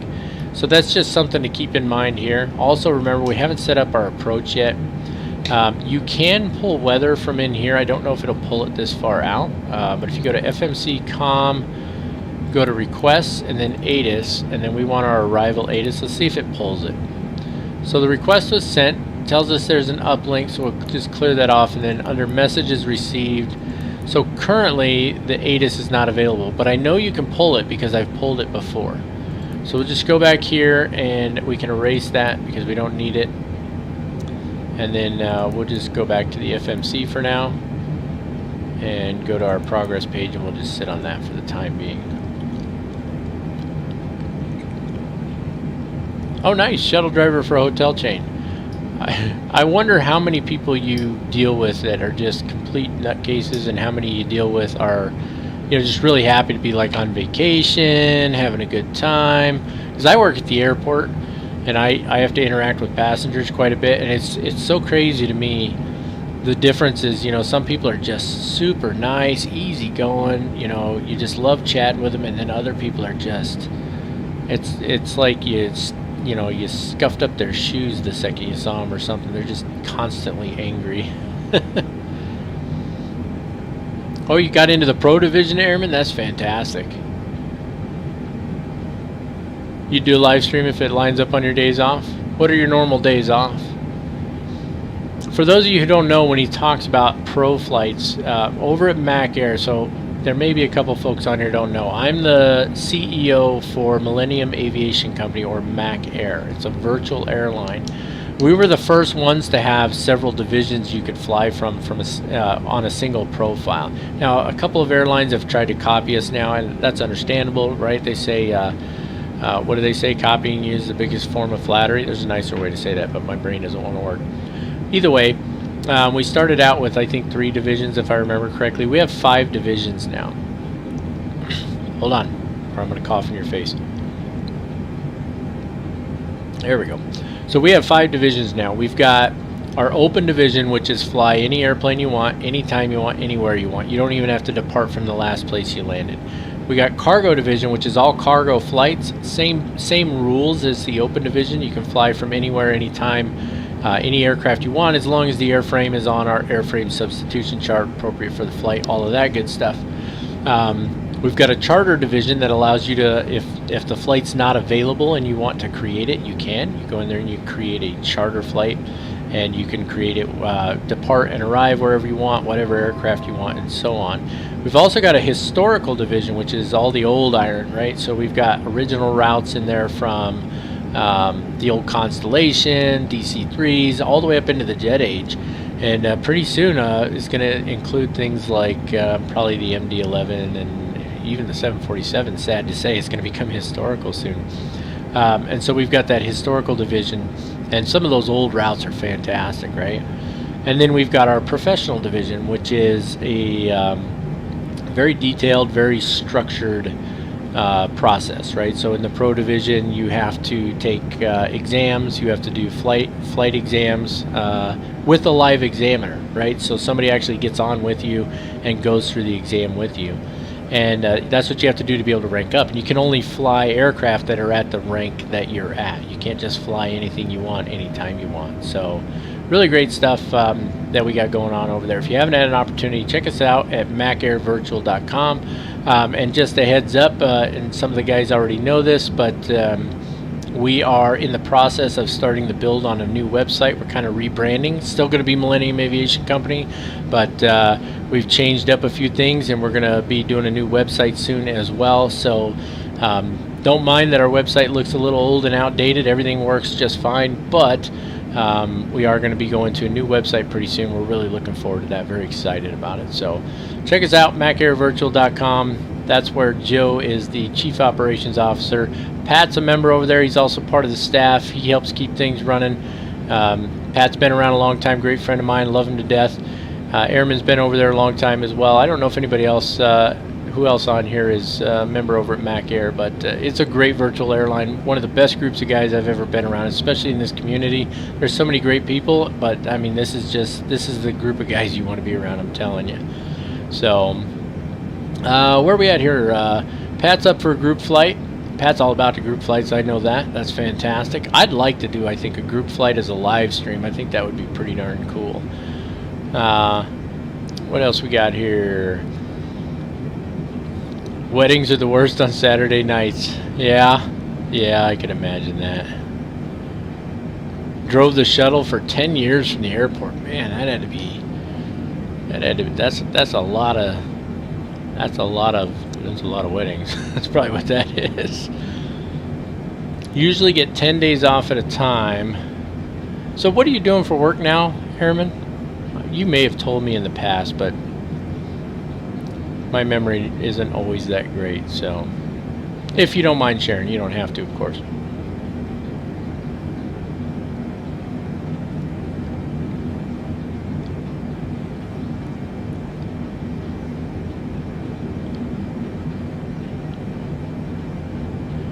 we're up to cruise altitude here. I'm gonna hop outside again for a little bit, just to enjoy the view. See how that changes? And then the way you adjust the cameras is just not, it's just not great, to be honest with you. So swing around to the other side here. Boy, it's clear skies, isn't it, for the most part? That's the way it was here at my home today. I mean, there wasn't a cloud in the sky, just not even one. It was ridiculous. Would have loved to have a few more clouds. There we go, that's a little better. You can hear the wind whistling by. You retired from Caterpillar, so what'd you do with them? Did you sell, or were you like a tester or something like that? Heavy machinery, semi-trucks, what in particular? I drove a semi-truck for a while, just recently here actually. I was doing it as a second job. I was driving a semi-truck just to get some extra income into the house. I actually enjoy it, driving a big semi-truck. Okay, flight mechanic at Omni Air. And I think I remember you telling me that, but I do not remember where you're a flight mechanic at. And again, you don't have to share that if you don't want to. But that's good stuff. Having 10 days off is nice, but now you got 10 days off at a time, but do you got to work 10 straight as well? Because if you're doing 10 on, 10 off, the 10 off is nice, but the 10 on probably drags a little, right?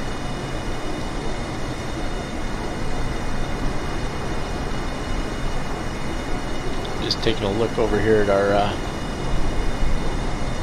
Navigraph charts and Sim Toolkit Pro, just seeing kind of our progress. We're about a quarter of the way right now. Got a little ways to go. I'm not flying this on A cars, just because I didn't really think about it, to be honest with you. So,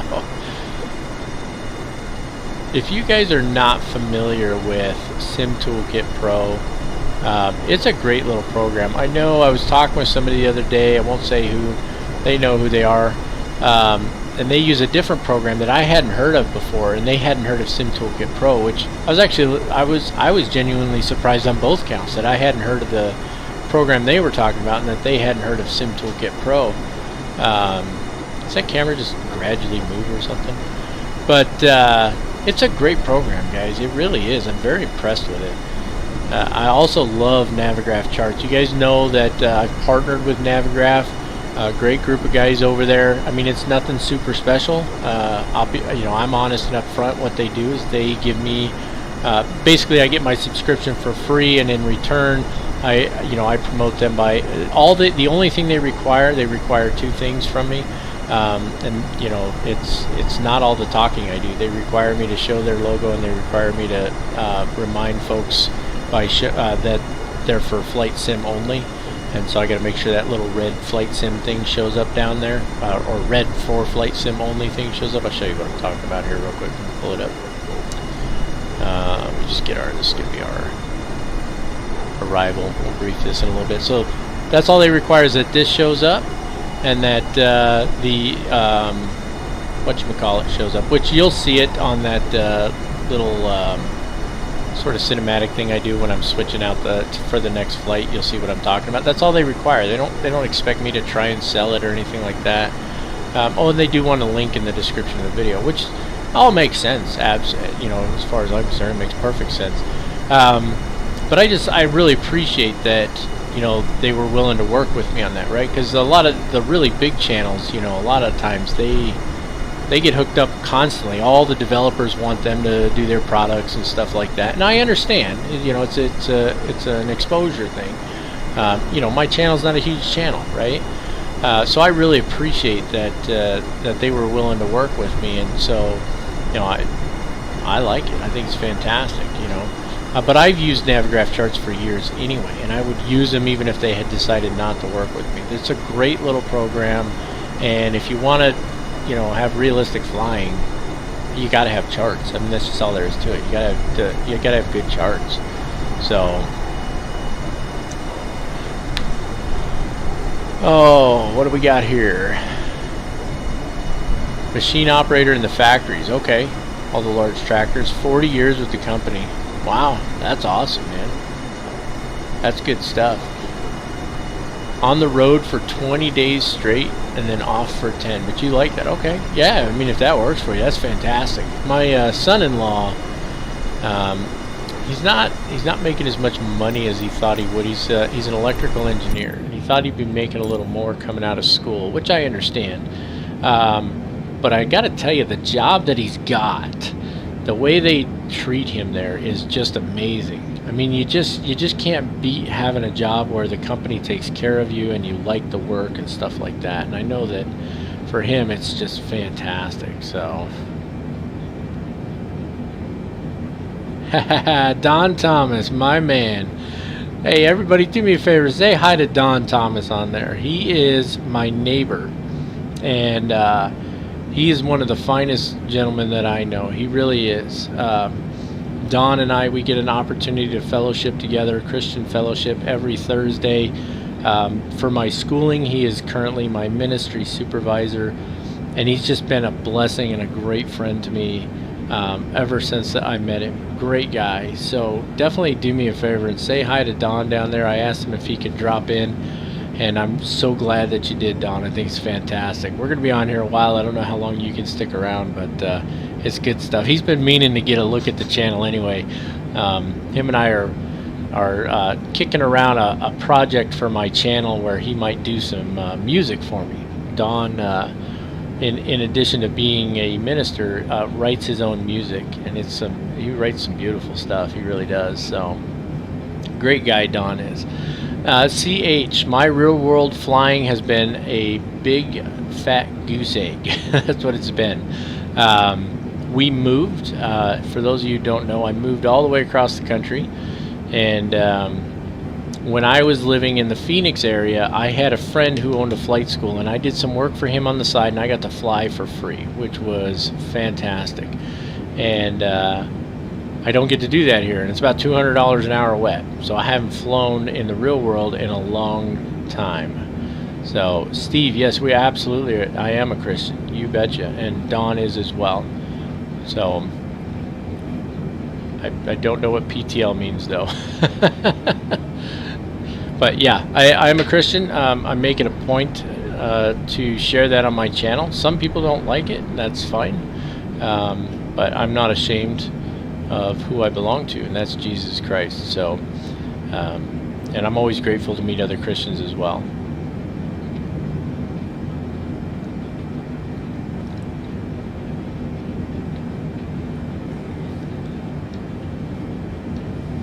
Ah, praise the Lord. Yeah, you betcha. I haven't seen it put as PTL before. I still am not used to, you know, my kids are really good at the shorthand text stuff, and they've started talking that way, right? So I've got kids from 2 years old all the way up to 23 years old, and they've started talking in shorthands, right? So like my 22-year-old daughter, instead of saying I'll be right back, she says burb. That's what she says, burb. And the first few times she said it, I said, what are you saying? She's like, burb. What does that mean, child? It means I'll be right back, Dad.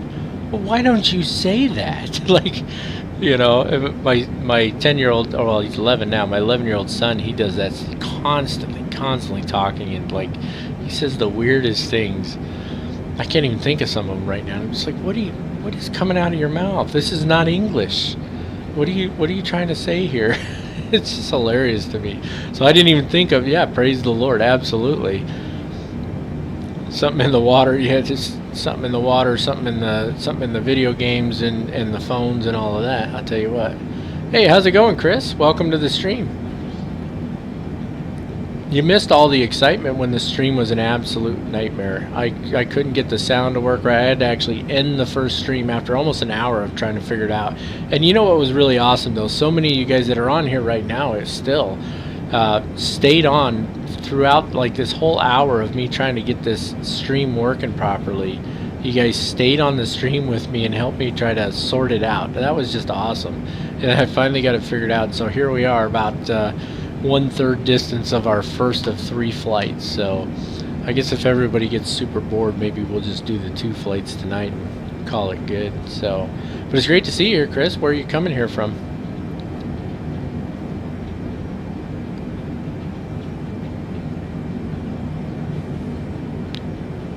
So many children. What they, you know what, they really are a blessing. I've got 9. I mentioned it a little while ago. I've got 9 with 1 on the way, and I'm pretty confident that we are done at this point. I don't know if that's God's plan. He might want us to have more, although I'm pretty sure my wife will be rather upset with him if he does. So, but they really are a blessing, and it's pretty interesting. It's actually really this, for lack of a better term, it's this really wild ride to have children so young and children that are adults at the same time. I mean, one of my daughters is married, and so to have that range of kids at the same time is really it's a pretty crazy ride, and it in so many ways it's this massive blessing, and in so many ways it's causing me to lose my hair. I don't know how else to put it. They really are. They're wonderful. I love them to death. I love every one of them so much, and all the different personalities. I mean, none of my kids are alike. You know, they're similar in some ways, but just the different personalities from the adults all the way down to the kids is just it's this amazing thing to watch. So, you know what, Chris, you're absolutely right. You know, I was talking about that a little while ago. Somebody had sent me a link where you can essentially purchase subscribers, and I had briefly, and I mean very briefly, thought maybe I'd do that because there are channels that have outpaced mine with what I would argue are not quite as high quality videos, but they've outpaced mine substantially in views and likes and stuff like that. But I come to find out, and I didn't know they were doing this, but they're probably purchasing those views and those subscribers and stuff. And you know, I had to take 1.5 years off from making videos, and when I left, I had just over 9,000 subscribers. I came back, I had more subscribers than when I left. You know, and so I just really appreciate all of you guys. You know, the community and the support that I get. I was saying earlier, you know, people were emailing me, sending messages. Hey, just want to make sure you're doing all right. You know, see if you need anything. Nobody was complaining that I wasn't making videos or anything like that. And that really humbled me. It really did.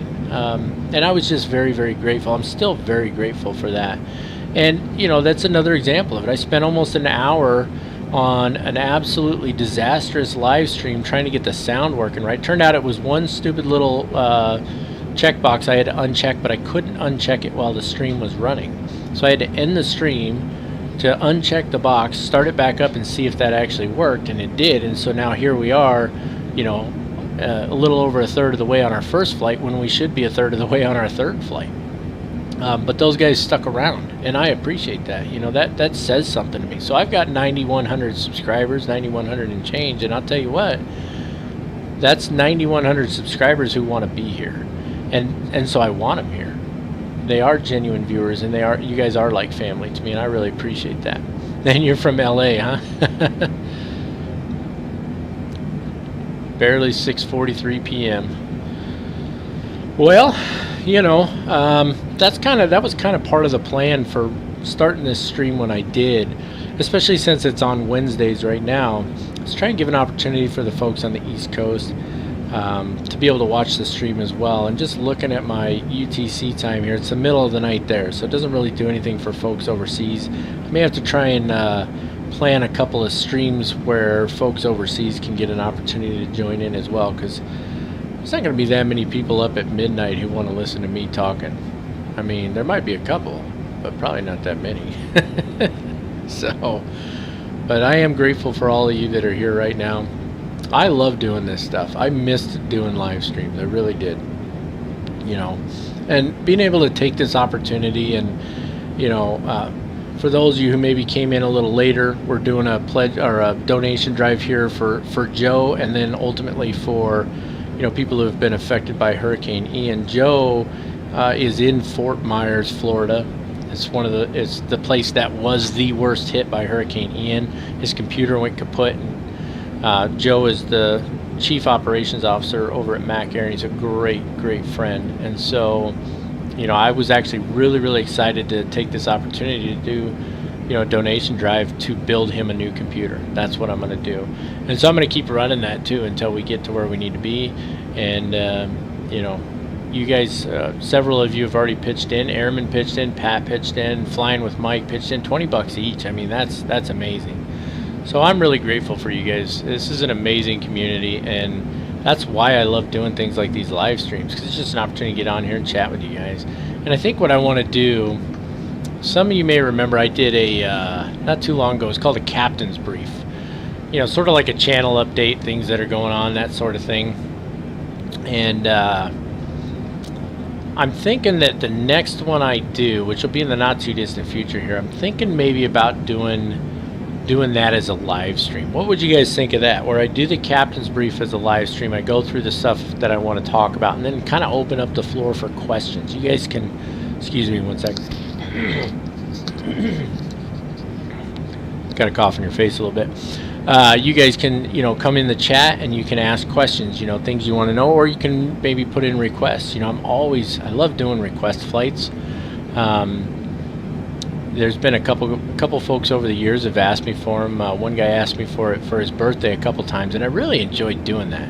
So, you know, I like doing stuff like that. I like interacting with you guys. It's different doing it this way than when you're, you know, just looking at the comments section for each video, right? So, you guys let me know what you think down in the comments there if that's something you'd like to see, doing a Captain's Brief as a live stream rather than just doing it as a video. So 4:40 in the morning, Airman. Oh my, where are you at right now? I'm trying to think of where it's 4:40 in the morning. I mean, it's what is it, 9:30 at night here. 4:40. I mean, you're obviously across the international. Where are you at? Now I'm curious. He might have mentioned it before too. I know you said who you worked for. Huh. Well, I'll be, man. Somebody who does want to listen to me in the middle of the night. That's saying something right there. That is dedication. You hit the nail on the head there, Chris. Yeah, that's kind of how I am too, Chris. You know, when it's time to get up, it's time to get up. I try to make it a habit to go to the gym semi-regularly, stay healthy, and you know, the best way to do that is just when the alarm goes off, get up and go. It's got to be somewhere in Europe. Now, UTC time should be right around London, right? Isn't that right? I probably got that wrong. I always get my time zones wrong.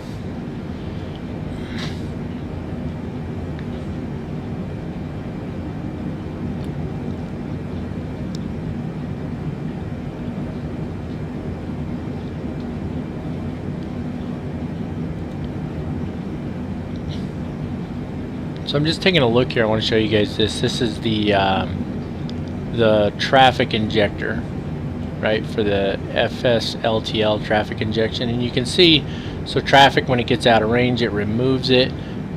Here's a flight en route to Miami, en route to Southwest Georgia Regional. So it's continually injecting traffic, flights that are going, you know, like this guy's going to Miami, right? This guy's going to KABY, and then it removes them when they're out of range so that they're not still sucking up your frame rates, right? And so it keeps you pretty solid on your frame rates, which I really like about it. I think it's a great little program, and it's free. I mean, who doesn't want a free program? I mean, we got 1, 2, 3 aircraft in the air around us right now, and they will show up on your TCAS if they're within the altitude constraints of your TCAS. So. Oh, you're in Finland. All right, fantastic. Helsinki. I've been a lot of places. I've never been to Finland. As a matter of fact, I've only been through Europe once, and it was when I went through Germany, and it was not a pleasant experience, not because of Germany, but because of the reason I was there. So, yeah, so London should be around 2 a.m. So, yeah, UTC is pretty close to that area. Okay. Yeah, so UTC should go right through London. I wonder who decided that. Like, why'd they decide that? Like, that area to be, you know, UTC or Zulu time. Gotta go to Brussels, Belgium when you wake up, huh? That's, you know, that's gotta be pretty great, though. You mentioned that you travel around 20 days at a time. That's kind of cool, you know? I mean, it wouldn't work for me because I got a herd of kids, and, you know, if I left my wife for 20 days with the kids on a regular basis, I don't think she'd like that very much. In fact, I know she wouldn't. So, Yeah, she does a great job with those kids. But if I left her for 20 days and I was only home for 10, I tell you what I'd be doing for the 10 days I was home. I'd be watching the kids, and she'd be gone. She'd be like, "Okay, my turn. See ya." So I think that's pretty great, though. Look at this guy right here. So he didn't show up on our TCAS, though. Why is that? Did I maybe get the TCAS, or maybe it's just zoomed out too far? No, he should have showed up on there, right? Let's take a look at that really quick. I'm on TARA, right? Yeah, that's TA. That's TARA. We don't want altitude reporting off. None of these work, so it's not like I can change that up. Not really sure what's going on there. He should have showed up on TCAS. I have seen them show up before, so not really sure why he didn't show up on there, to be honest with you.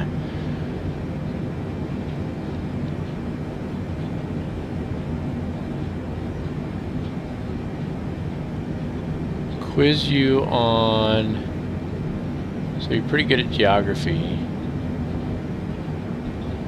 So example, New York. What is it near, or what's near New York? Is that what you're trying to say? Yeah, 20-day vacation. I get vacation 4 days a week when I go to work. So my wife doesn't. She doesn't really get a break. I've tried to get in the habit for my wife, because she does so much with the kids and she works so hard. So I've tried to get in the habit of you know, at least every other week, telling her, just, you know, hey, tomorrow, you know, when I'm off work, you know, you and one of the older kids just go to the store, go get some lunch, just disappear for a few hours, get out of the house. I'll take it, because especially with the little one, right? My 2-year-old, I've said this to a few people, my 2-year-old has made it his purpose in life to redefine what terrible twos really means, and he's good at it. So, you know, I just like to tell my wife once in a while, you know what, just take a few hours, disappear. I'll watch the little crazy guy, and you can just relax for a while, because you need it. So you'll have to, Chris, you'll have to explain to me what exactly it is you're looking for there, or maybe you're doing that right now. Where is a certain location? You'll try to guess by what main city or place it's in. I might have to quiz myself to be able to do that, if I'm being honest with you. Where's a certain location? Okay, let's start with an easy one. Let's start with Yellowstone. And if anybody else thinks of a good one, by all means, put it in the chat, and let's see how good Chris's geography is. I don't know about wise, Don, but at least a little smart.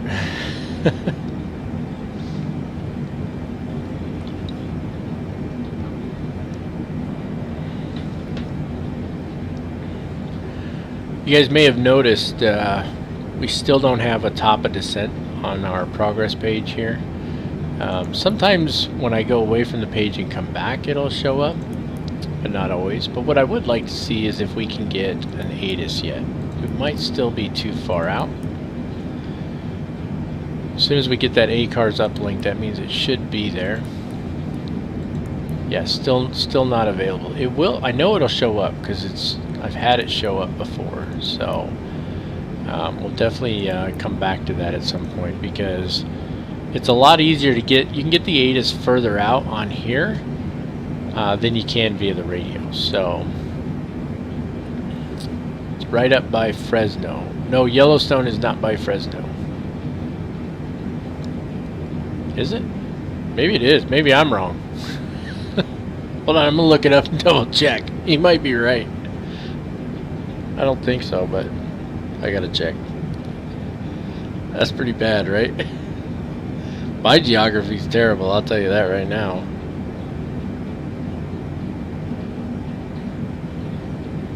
It is...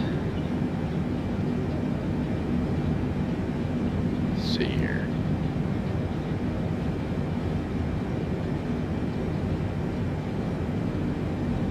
I gotta pull it up on a map. Alright, that is where?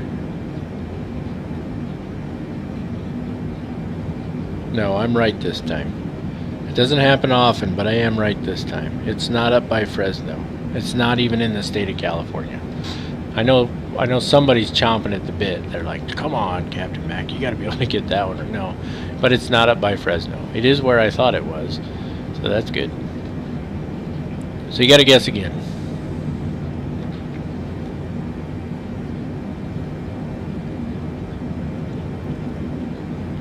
We need like, oh yeah. No, Yosemite I think is up in California, right? I don't know if it's by Fresno, but no, Yellowstone.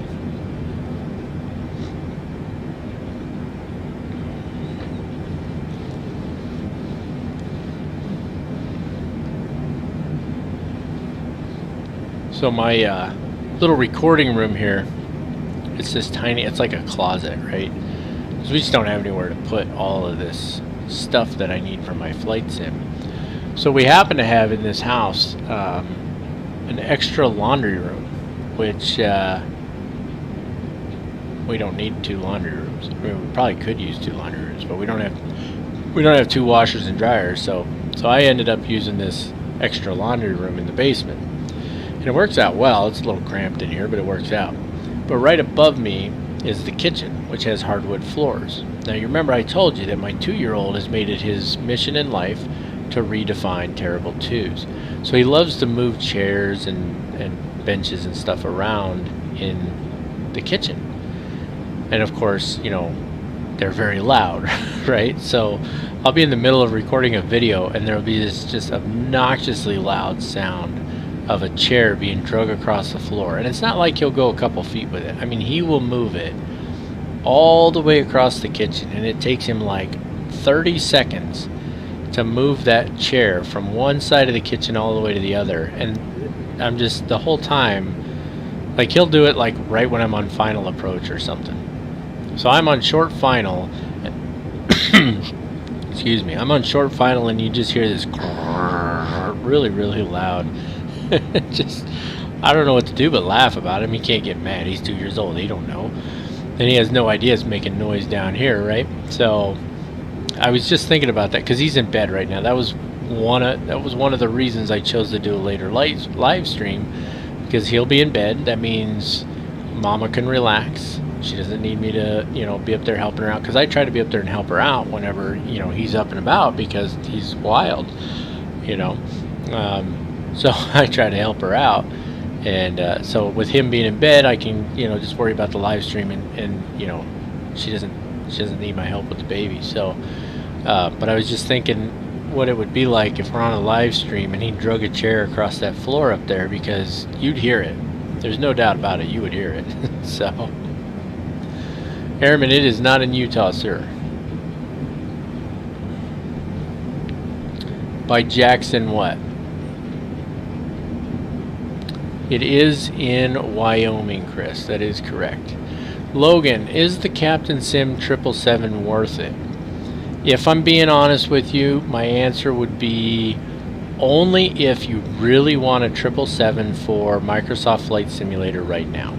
It's the only way it's worth it. And then in order to make it bearable, for lack of a better word, you would need to add on the Salty mod. Now the Salty mod is free. But if you're not in desperate dire straits chasing after a 777, I would wait until PMDG releases theirs, or I would take a look at X-Plane 11 or 12. Probably 11 for now, which is, by the way, X-Plane 11, just so you guys know, I think it's like $30 right now, and it's a very well developed sim. And Flight Factor's got a really good 777 in there, except for some reason the MCP does not look right. There's a couple other little texture things, but they did this weird thing with the MCP. The buttons are different than they are actually in a 777. I have no idea why they did that. I don't know what they were thinking. But they are getting ready to come out with a version 2 as well. But that would be my recommendation, is either X-Plane 11 and go with Flight Factor's 777 for now. It is far better as far as systems depth, flight dynamics, all of that. But if you're a Microsoft Flight Simulator guy and you want to stick with Microsoft Flight Simulator and you don't want to wait for the PMDG 777, which life, I'm guessing would probably be at least a year, then you can pick this one up. I picked up only the freighter version. Wasn't going to pay for all the other versions, but I said in the beginning of this video, I've said it many times, Captain Sim, they should be ashamed of what they did with this aircraft, to be honest with you. They basically piggybacked it on the default 747, didn't bother to change the gauges. These gauges were wrong too. The flight dynamics were a mess. There were a lot of things that were a mess that are only functioning better because of the Salty mod. And Captain Sim, as a company, has refused to respond to anybody about it. They won't make any. They've done 0 updates, 0 patches. They haven't done anything with it, which honestly I don't understand. I really don't. Because they used to be a really reputable company, but it wouldn't be my first choice. So that's what it comes down to. If you really want one right now, this is the only one available for Microsoft Flight Simulator, then go ahead and get it.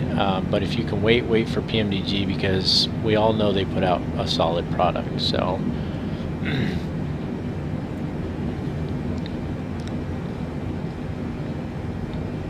yeah, so Yellowstone is closer to Bozeman, I believe, than Jackson, Chris.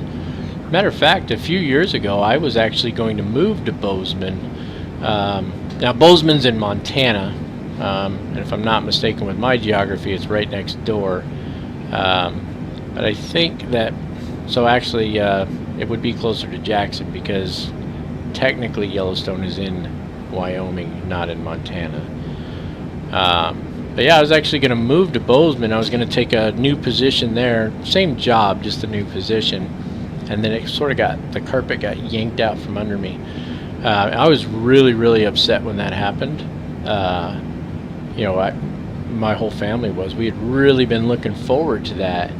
And it wasn't much time later that they had those really, really bad wildfires in that area of Montana.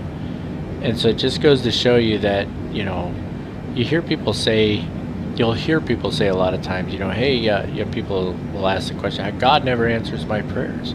Well, sometimes the answer is no, right? And that's what you'll hear people say, that. Sometimes the answer is no.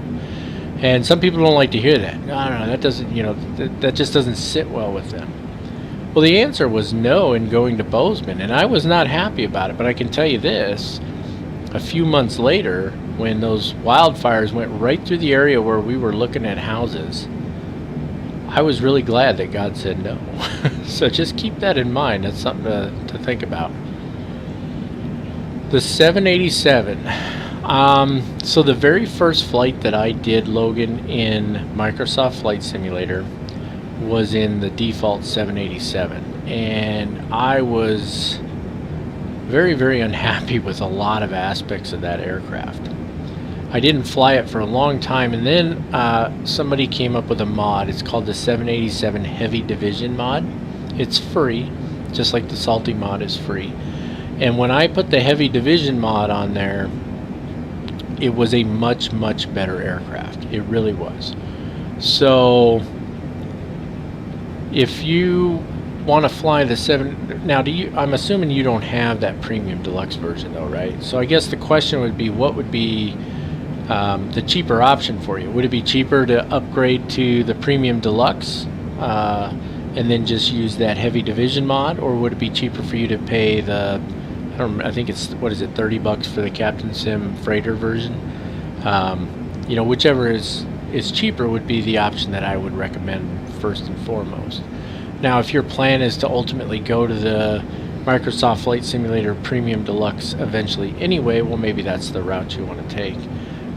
But just keep in mind that if you fly this 777, it depends. I guess a fair question I should have asked you is, how much realism do you want in your 777? Do you like to fly highly realistic aircraft, or do you just want something that looks right and gives you a little bit of the feel, but not necessarily the depth of systems? That would be the question I would ask before moving on with my answer.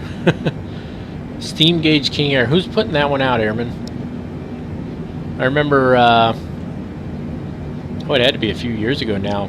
I think it was Milviz released a King Air that we had, I think it was, 5 or 7 years in development or something like that, and they released it. And the aircraft overall was pretty good, but they didn't release a manual with it, and I was just I was livid. I was really upset. And when I did my full flight tutorial on it, I did not hesitate to voice my displeasure with Milviz's decision to release that the way that they did. And I don't know if I probably told folks this. Milviz actually contacted me and asked me if I would help them make a manual. And I was like, yeah, I mean, I can do that. And I don't have a problem doing that, but I'm not going to do it for free. And so they said, well, how much do you think would be fair to be paid for that?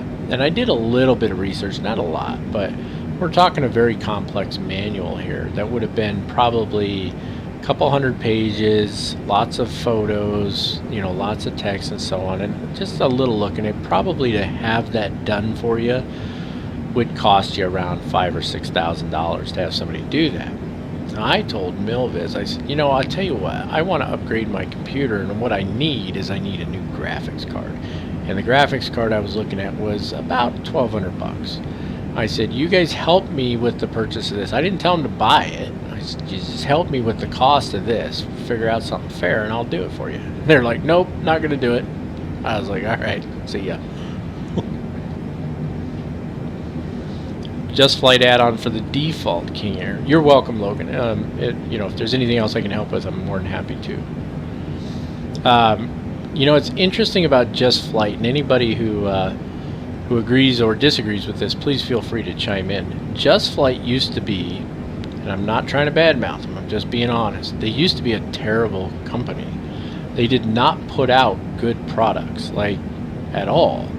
And apparently, now I don't have anything recent from Just Flight, but I know a couple of YouTubers who are sponsored by them, for example, and apparently their products have gotten really, really good, which kudos to them. It's obviously, if they have, then they've obviously learned from it, from past experience, right? So kudos to them. But I still remember some really bad stuff from Just Flight, and so it's kind of hard for me to get that out of my head, you know what I mean? So, I don't know, you guys tell me. I'm just seeing if I can get the weather here. We should be seeing a top of descent point showing up here pretty soon, hopefully. Let's see if we got the ATIS yet. Still no ATIS though. I mean, we're moving right along, so we should be getting there pretty quick, to be quite honest with you.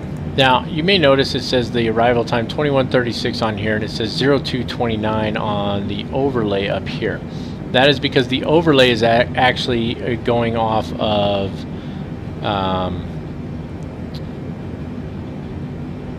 Zulu time, which is that's kind of weird, because it's almost zero. It's like 02 Zulu right now. Starting to make me feel like we should already be at top of descent, right? There's player. Did it not show us a top of descent? Let's see here. Let's see. I mean, we're not that far out. We've got to be near top of descent, right? See, this drives me nuts. Let's look at our VNAV. Maybe our VNAV page will give it to us, will it? No, it just says cruise. Let's go to next page. It's not going to give us anything there, even though it's a descent page. It's not giving us a top of descent yet, but let me look at... So for our arrival here at Augur, we should be at flight level... Oh, you know what? I know what it is. This is on me. I'll bet it's going to give us a top of descent almost immediately. So Augur, we should be at flight level 270. So let me just... That's right in the way there, isn't it? Come on. It won't let me move it from here. Okay. Put it to the armed position for now, just so it's out of the way. So we should be slash flight level 270 at Augur. It's going to give us a top of descent now, watch. Okay, put that in there now, go progress, top of descent 59 nautical miles. That's my fault. I forgot that for whatever reason it does not put anything but the cruise altitude in there. So let's get set up for the descent really quick. I'm glad I did that. We're going to be going below 27,000. I can tell you that right now. Ultimately we're going to be going to about 1,500. So I'm going to just take this down to 10,000 for the moment, just to get us started on that descent. And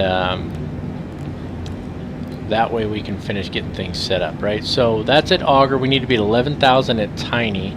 So let's jump back down here, go to our legs page, and then if we go over here to tiny, we need to be at 11,000. So that's slash 11,000. Put that one in there. And then let's see, Pastor, and then Lemur is 5,000, but I don't think Lemur is on our, yeah, it's not. So it doesn't give us one for Pastor, but what we really need is we need our approach at this point, right? So I'm going to try one more time to pull the weather here, and if not, then I know what I'm going to do. But we should be able to pull weather by now. We really should. See how it always puts the last thing you typed in there? I'll check your guys' comments here in just a second. Yeah, still not available. Okay, so here's what I'm going to do. I am going to go back to here. I'm going to put this in, and I'm going to just pull the weather from Sim Toolkit Pro for now. No, I'm not, because that's not giving me weather either.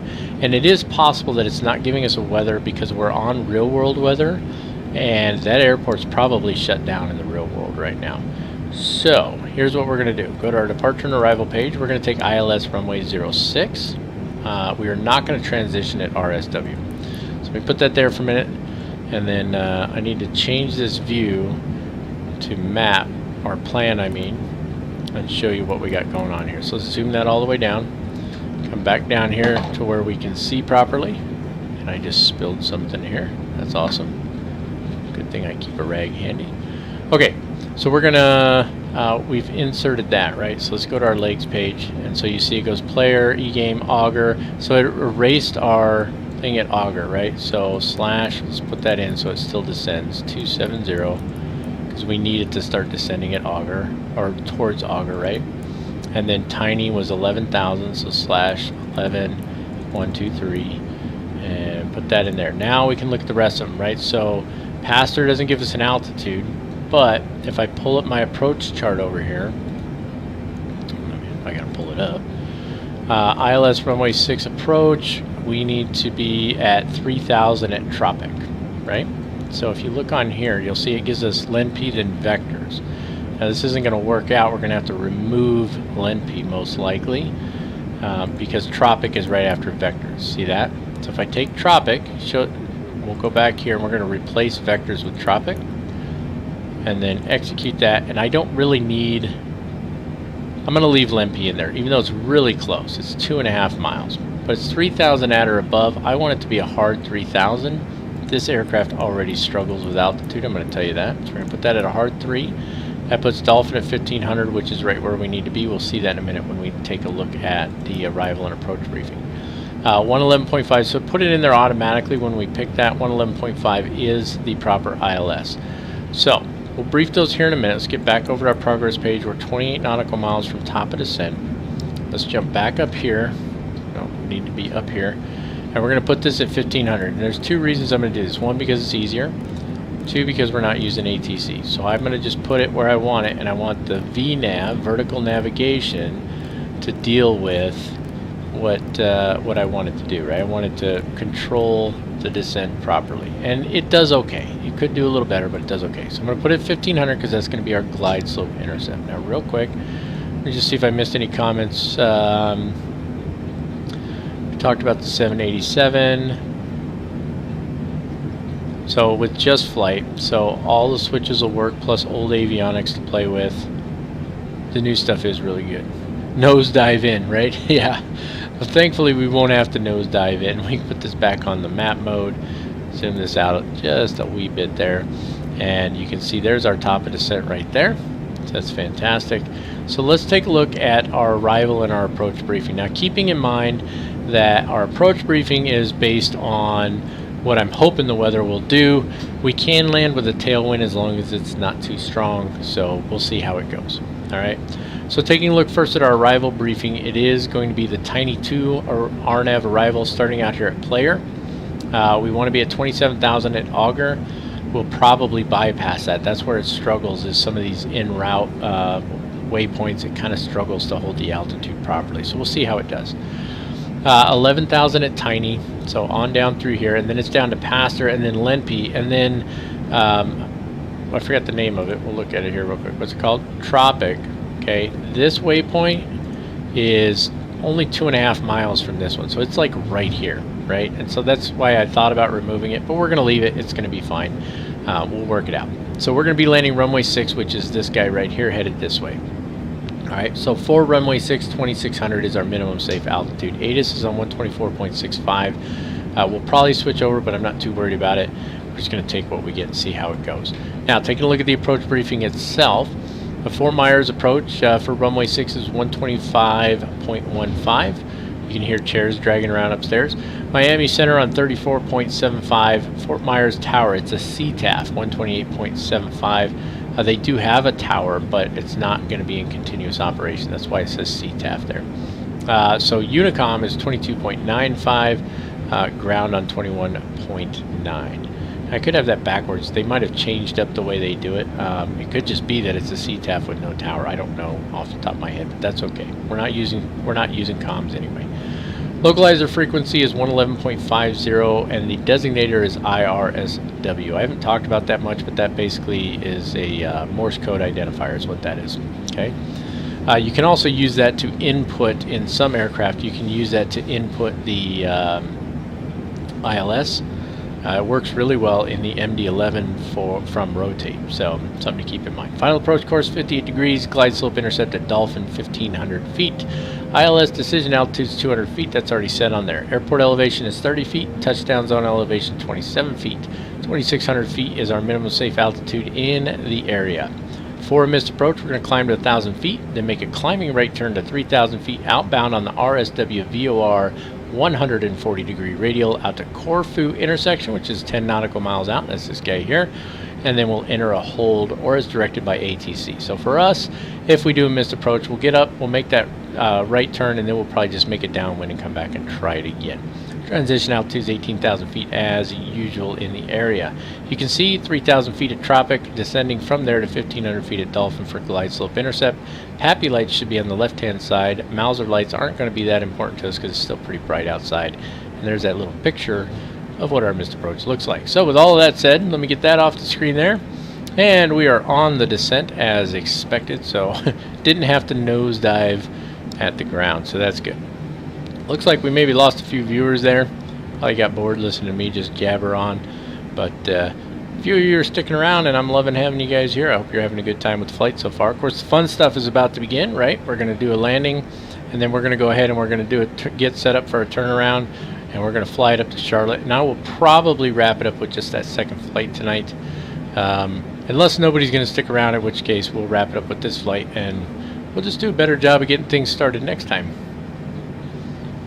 We are already 2 hours in, so I know some of you may be chomping at the bit to take a nap or something like that, except for Airman. Apparently he doesn't sleep, so good for him.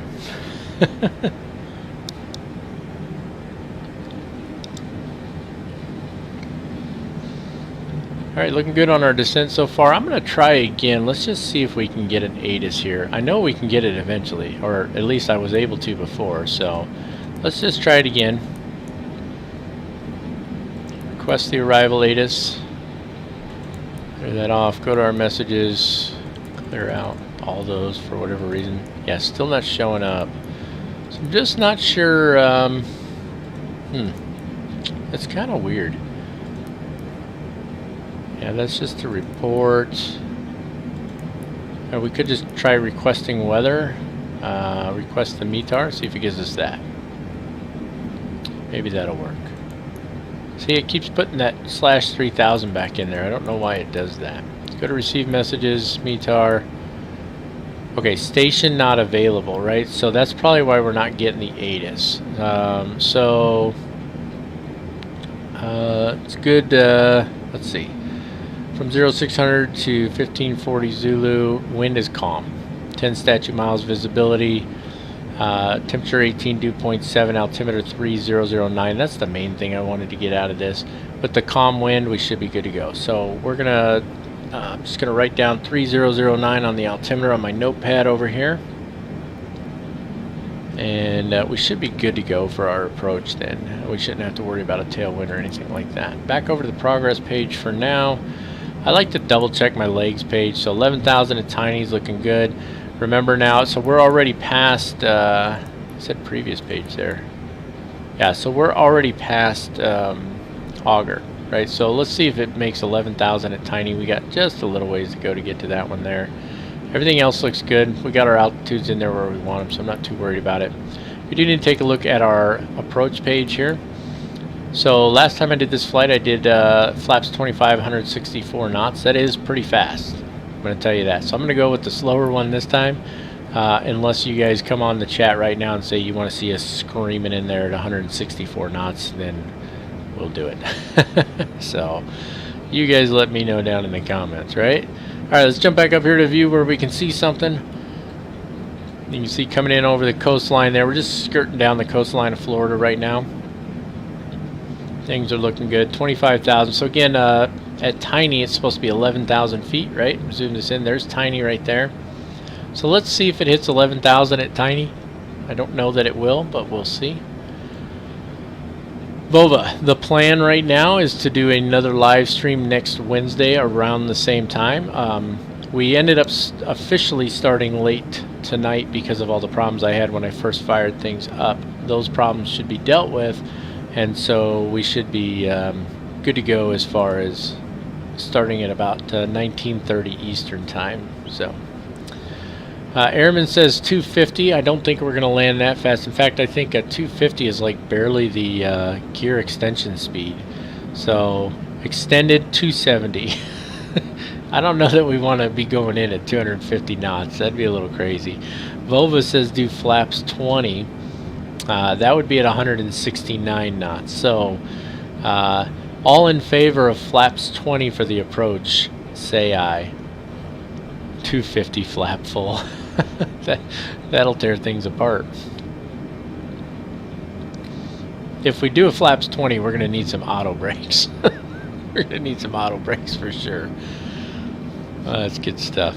All in favor, say aye. Flaps 20, 169 knots, 170 knots on the landing. That's screaming. It is a 12,000 foot runway, so we've got the runway to do it. But that is coming in fast, let me tell you. So, but I'll do it if that's what you guys want. There's 8 people on here right now, so Volva's a 1.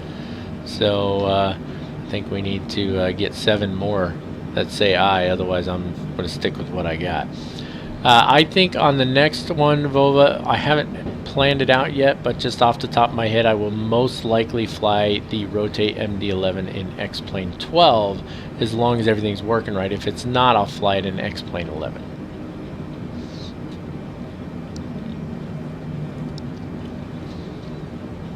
And I am open to requests and suggestions. If you guys have some specific flights and aircraft you would like to see, if I have it, I'm all for it. If I don't have it, you know, I'm going to start putting out some, not requests, but some, let's call them openings. If you have some specific aircraft you'd like to see full flight tutorials in, if they're payware aircraft, then you got to wait until I can buy the aircraft. Pat says full flaps. He's keeping it nice and cool. Pat knows what's up. He's keeping a level head here.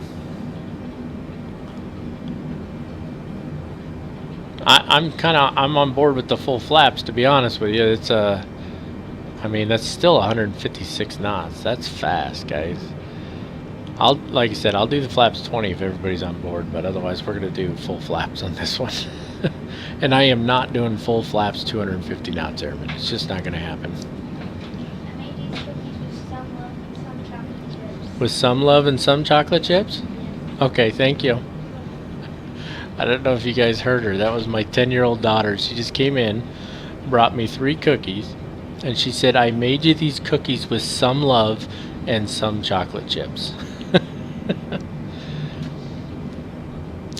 Yeah, Vova, that's the plan, is the MD-11 right now. Are you you like to see that one? Is that what you're looking forward to? I was going to fly that one tonight originally, but you know, one of the things I try to look at, I look at the analytics on my channel, and not too long ago, I released a few flights in this Captain Sim 777, and they got a lot of views and a lot of thumbs up. And I think I understand why. I think a big part of that has to do with Microsoft Flight Simulator brought a lot of new pilots into the community, right? So because it looks so much better than the previous versions, and so we got a lot of new people in the community, and a lot of them. And this isn't meant as a derogatory statement or anything, but a lot of them are not familiar with complex aircraft, and so they want to fly something like a 777, but they like that they don't have to worry about going through every single step on a checklist to be able to do it, and I appreciate that. And so I got a lot of views on this Captain Sim 777 on the videos I did on it, and not as many on the Flight Factor 777, which is far more complex. And so I decided that for this flight tonight, the goal was to, again, the primary goals are gathering donations for Joe and then donations for victims of Hurricane Ian. And so I wanted to fly an aircraft that would hopefully garner a broader viewership so we get more folks in here. So that was the plan. Now, I'm on board with you, Vova. I definitely, I love that MD-11, and so almost guaranteed I'm going to be flying that one in the live stream next week. Not sure where I'm going to fly it yet. I like to keep my live streams, 2 to 3 hours max. So that's why we might wrap it up after this landing, just because it's been a long night. I know some people do live streams that are 4, 5, 6 hours. It's not that I can't do those. I just don't think that a lot of people want to sit on here quite that long. So, but I'm open to suggestions for a route if you've got something in mind, Vova.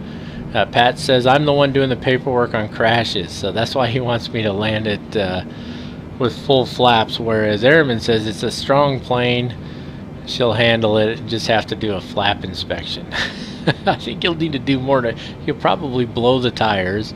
Almost guaranteed you're going to light the brakes on fire. I think it'll probably be a little bit more than just a flap inspection, my friend. If we look over here, as a matter of fact, you've got this handy little chart right here. So full flaps max speed is 180 knots. So that would put us 70 knots over the max flap speed. Now, a proper 777 will not allow you to lower the flaps that low. You would have to do the flap override, which is one of these up here. So that's terrain override. Where is the flap override? Might be on the side over here. But anyway, you'd have to do the flap override to be able to do it. And of course, you would only do that in an emergency. Now, I know Airman just wants to have some fun.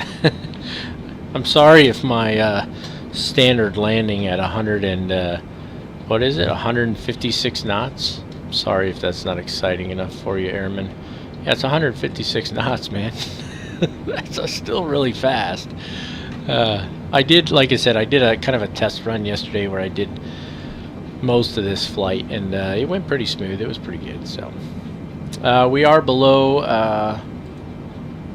what did that go to, 3008. I'm going to show you guys something real quick. Some of you might not know this. I'm going to put that back on standard. So 3009 is the altimeter. So you can set it on here before you adjust it, right? Or you can set this to like 29 or 903, so it doesn't take a huge jump right away, and then scroll it slowly, because it changes where you're at on your descent path, right? So 3009 is what we're looking for. We can put it all the way up there. It's not too big a deal, but just something to keep in mind. You can make sure it doesn't take that big jump like it did right there. So let's bring that down one. I think unless I get a rousing cheer from all of you that begs me to do the next flight, I think we'll probably call it a night after this flight here. I would love to keep going, but it is 10:30 where I'm at. It's like almost 6 in the morning where Airman is. So we might just call it a night after this one, just for the sake of. I mean, we would have gotten this, at least the second flight in, if I didn't have to spend an hour trying to figure out why my live stream was talking back to me. It was quite a pain in the butt. But anyway, we've already gone through our descent procedures. Let's take a look at our before landing checklist. Below 10,000 feet, the landing lights will need to come on. Speed brakes armed. I'm not going to use the auto brakes on this one. So that's armed there. I'm not going to use the auto brakes. We got 10,000 feet of runway. Don't really need to use them for a normal full flaps landing. Now if I was screaming in at 250 knots, yeah, we definitely need to use the auto brakes there. Seatbelt signs are already on. Altimeters are set 3009. And even though it doesn't have it on here, we've verified that the frequency for the ILS is tuned into the nav radio. And we know which one we're flying into. We did do the arrival and the approach briefing, so we are good to go. Now we wait until we get closer. You see, get the little finger on there. I keep thinking that'll pop out, but it doesn't. It never does.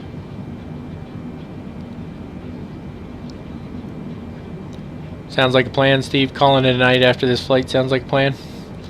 I think it's probably the best way to go. I mean, we're down to 6 viewers right now. We've had a great viewership on this one. It's been fantastic, and I'm sure a lot of folks will watch the video, and that's great too. But I think we'll probably be best served if we wrap it up after this flight. Okay. Now this could just be me. But I flew in here yesterday. Oh my. There was nowhere near as much water down there. Okay. I know. That's an awesome view, right? Tells you that camera shifts around on its own. Let's take a look here. Is it flooded? Or is it just me? Maybe it's just me. I think it's just me. I thought it looked like maybe there was more water and maybe it was flooded. But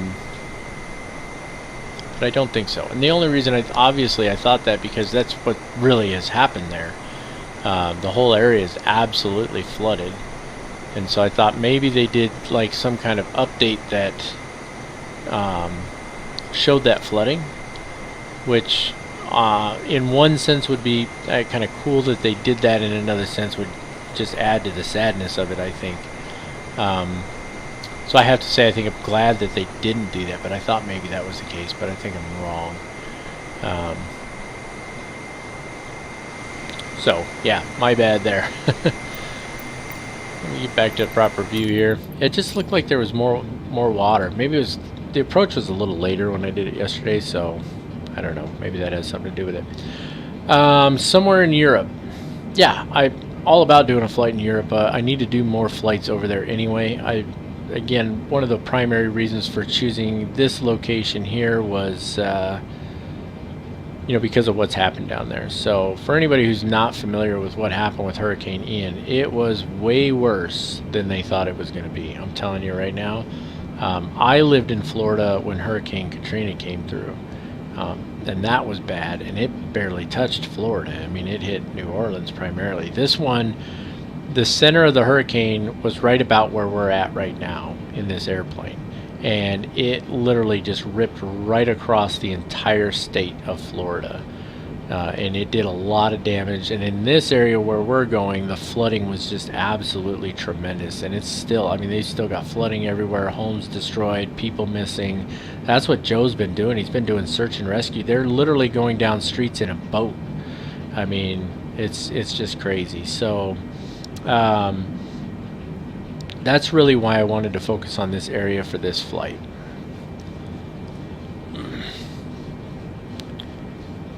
Yeah, so if it's live traffic from flight radar, that's probably why there's almost no traffic out here right now, Steve. It's a great point.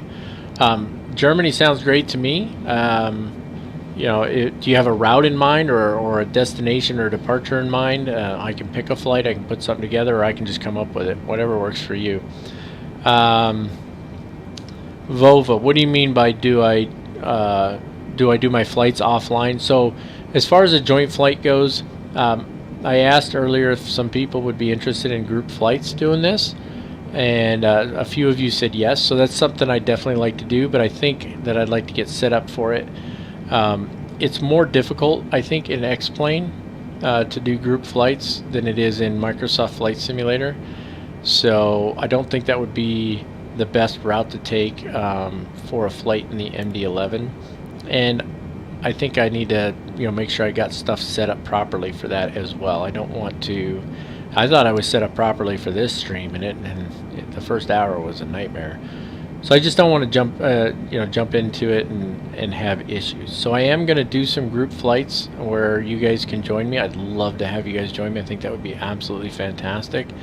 But I do think that we need to make sure we plan that out properly before we do it.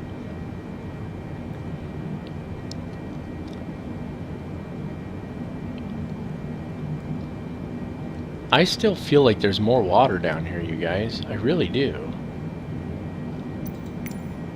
Like, I wouldn't say it looks like there's lots of flooding, but at the same time, I don't know. I've made this flight, not only the test flight yesterday, but I did a flight down here in the MD-11 recently as well. I just feel like there's more water down here right now. Like, look, there's water on the streets. See that? I think maybe they implemented some of the flooding or something. You see all the water in there, you guys? That shouldn't be like that, right? I mean, I feel like maybe Asobo or somebody like increased the water level or something. Like, all of this should be dry land. We may end up flying into a runway that's wet. If that happens, we're going to have to divert to Miami. Well, not if it's just wet, but if it's flooded. You can't land on a flooded runway. That would be strange. Like, yesterday it wasn't like this, I can tell you that. There's definitely more water here. So this is going to be interesting. I'm going to write that down, Airman. EINN to ETAR. EINN is Shannon, isn't it? So that's up in Ireland. Where's ETAR? Okay. We need to slow down more here quite a bit. We're actually well below 10,000. I haven't been paying attention. I've been too busy talking. Let's get the landing lights on. And I've got the spoilers out. Get that. We're way over speed right now too. I need to get that speed coming down substantially because we need to start getting flaps out and getting ready for this approach. I was too busy talking and trying to figure out if they've depicted the flooding in here. It looks to me like they have. What is that flaps 1 speed? 265. So we're below that. So let's get flaps 1 out there. And then, so it doesn't show them armed. It's just weird. You gotta unarm them and rearm them for it to work. So now they're armed. Coming around the corner here, let's go ahead and hit the localizer switch. And so you can see it's in white. That means it's armed. But we definitely need to slow down a little more here.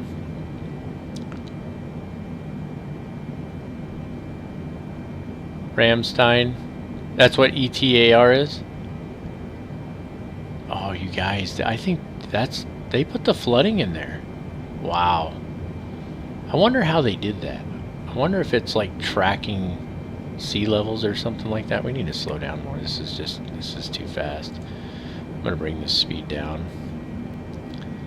Let's bring it all the way down to 185. I don't know why my throttles are like all over the place.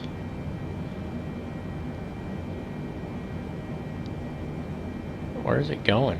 Look, it like way undercut the localizer, right? And now it's going to cut back over. It did the same thing to me yesterday. And we're still so fast right now. But I needed to grab that localizer. And it did not grab the ILS yesterday. Next setting of flaps coming in. That's going to help slow us down more. Now's the fun stuff. I don't even know if there's a runway, guys. I think they've depicted the flooding out here. Okay, let's get... No, I don't want 240. Nope. Nope, nope, nope, nope, nope, nope, nope, nope, nope, nope, nope. Nope.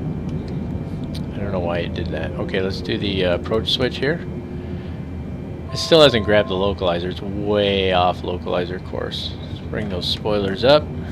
Let's get them armed. Let's get the landing gear down.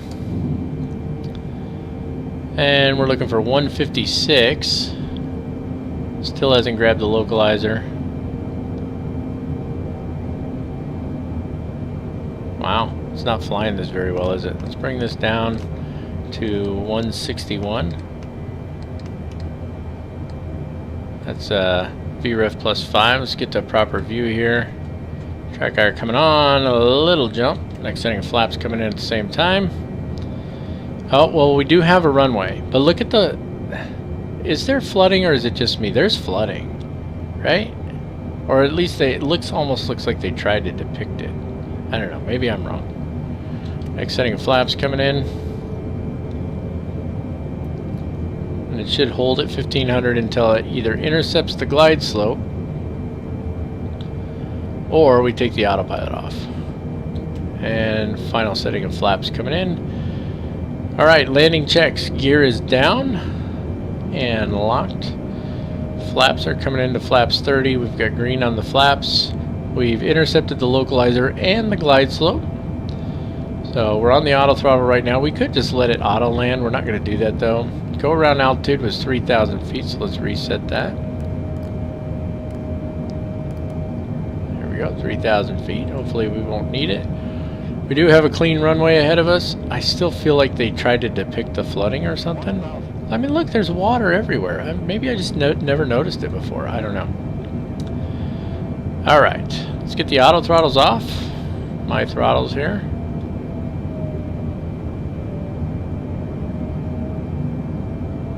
Alright. Well, slow her down just a wee little bit here. Getting just a little fast. Alright, let's get the autopilot off. My airplane. And we're looking good. Speed's good. Let's listen for callouts, guys.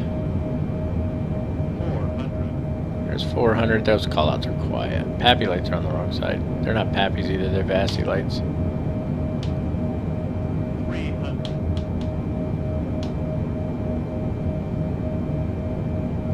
Minimums. Continue.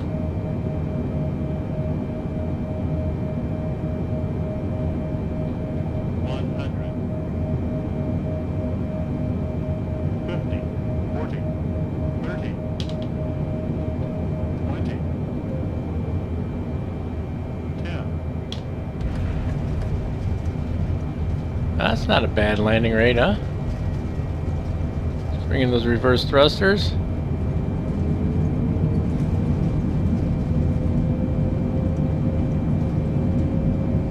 There we go.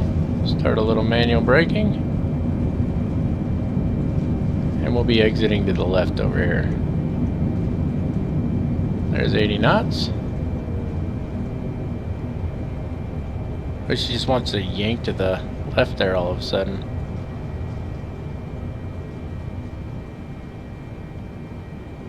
And we'll roll her over here off the runway. Not bad. What was that? Minus 171? Wasn't too bad. Let's get these off. Don't need those. Strobes can go off. Slow down there though. I got the brakes on, it's just not slowing down very quick. That's pretty fast for that turn there. Turn that on. Bring her around the corner here and start bringing those flaps up. Get those spoilers up as well. Or down. Spoilers down. You guys know what I mean.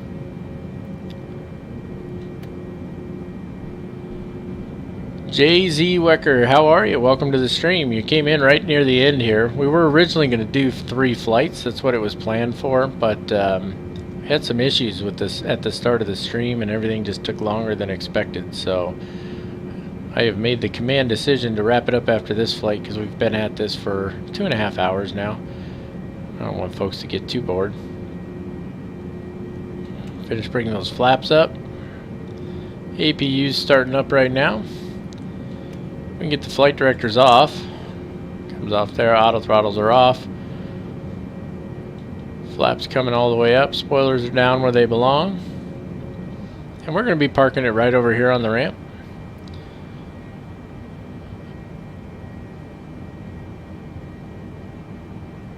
I think that was a pretty smooth landing. Minus 177. At least that's what I thought I saw. You guys saw the little landing indicator. Hey, what did it say on there? Look at that. Look at that thing bouncing around. These rotor pedals are so bad. Bringing just a little thrust to get around the corner. Now, the first time I came in here in the MD-11, there was a bunch of semi-trucks parked here. But that was an X-plane, so those aren't going to show up in here. Now, I know that you'll see a lot of private jets over here. It's probably what this is for, but obviously this is extenuating circumstances, and they need a place for us to bring this 777 so we can offload it, right?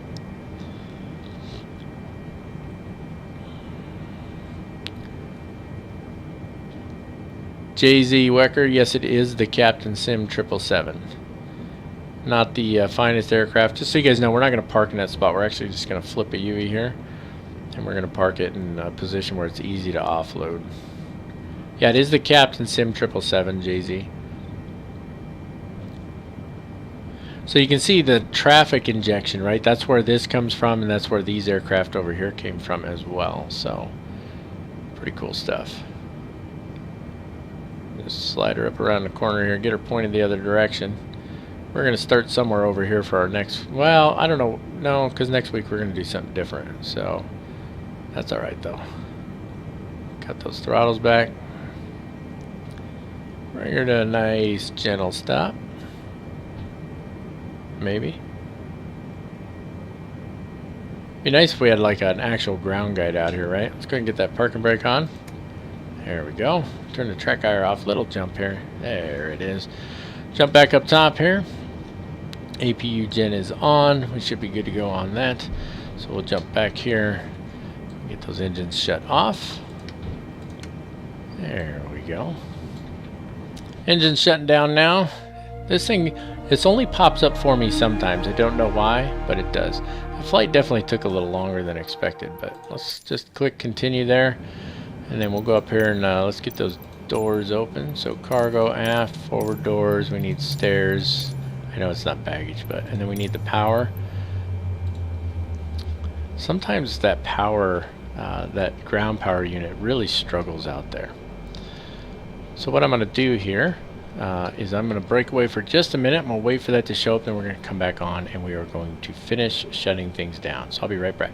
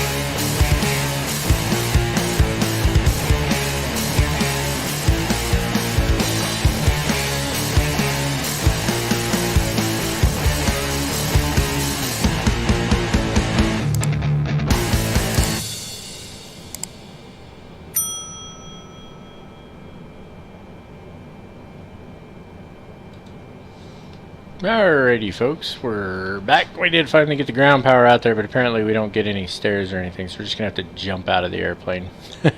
That's alright though. Let's jump up top here real quick.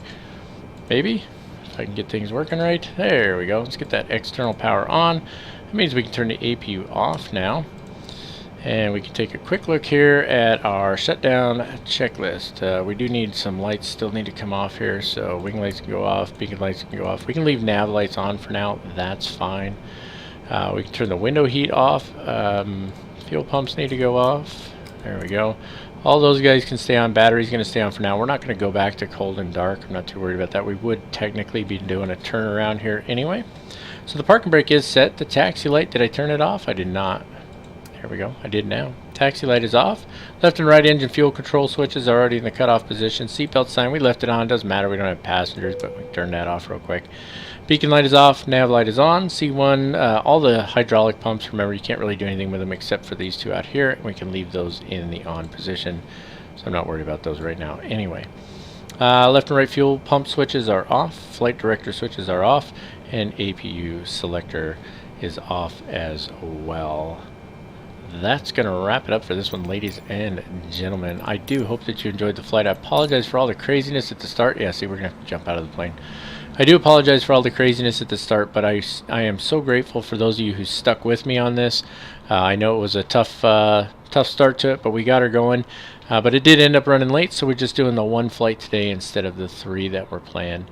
Just to answer a couple questions here. So the landing rate monitor, JZ, that is part of a program called Fly Live Studio, but it's for the overlay. So this overlay that you see up here, I don't actually see that on my screen here. That's something for the live stream only. You guys can see that, but I don't see it on my screen over here. So that landing rate monitor won't do you any good if you're looking for something like that. Now I will tell you, Sim Toolkit Pro does have a built-in landing rate monitor. It shows my landing rate at minus 175 feet per minute. You can see that right down here. So if you have Sim Toolkit Pro, you can use that as a landing rate monitor as well. Let's go ahead and finish the flight on there really quick. That'll wrap that up, and then I can just move that over here and I'll close it out in just a minute. So yeah, that's it. What else we got here? Yep, Airman already answered you part of the overlay. Don, thank you so much for joining us. I really appreciate it, man. It's great to have you in here for a little while. I hope that you had a good time, and I look forward to seeing you tomorrow morning as always. That's it. That's all, and no more, ladies and gentlemen. Until next time, as always, keep the blue side up unless otherwise instructed by ATC. God bless you all, and have an absolutely fantastic day.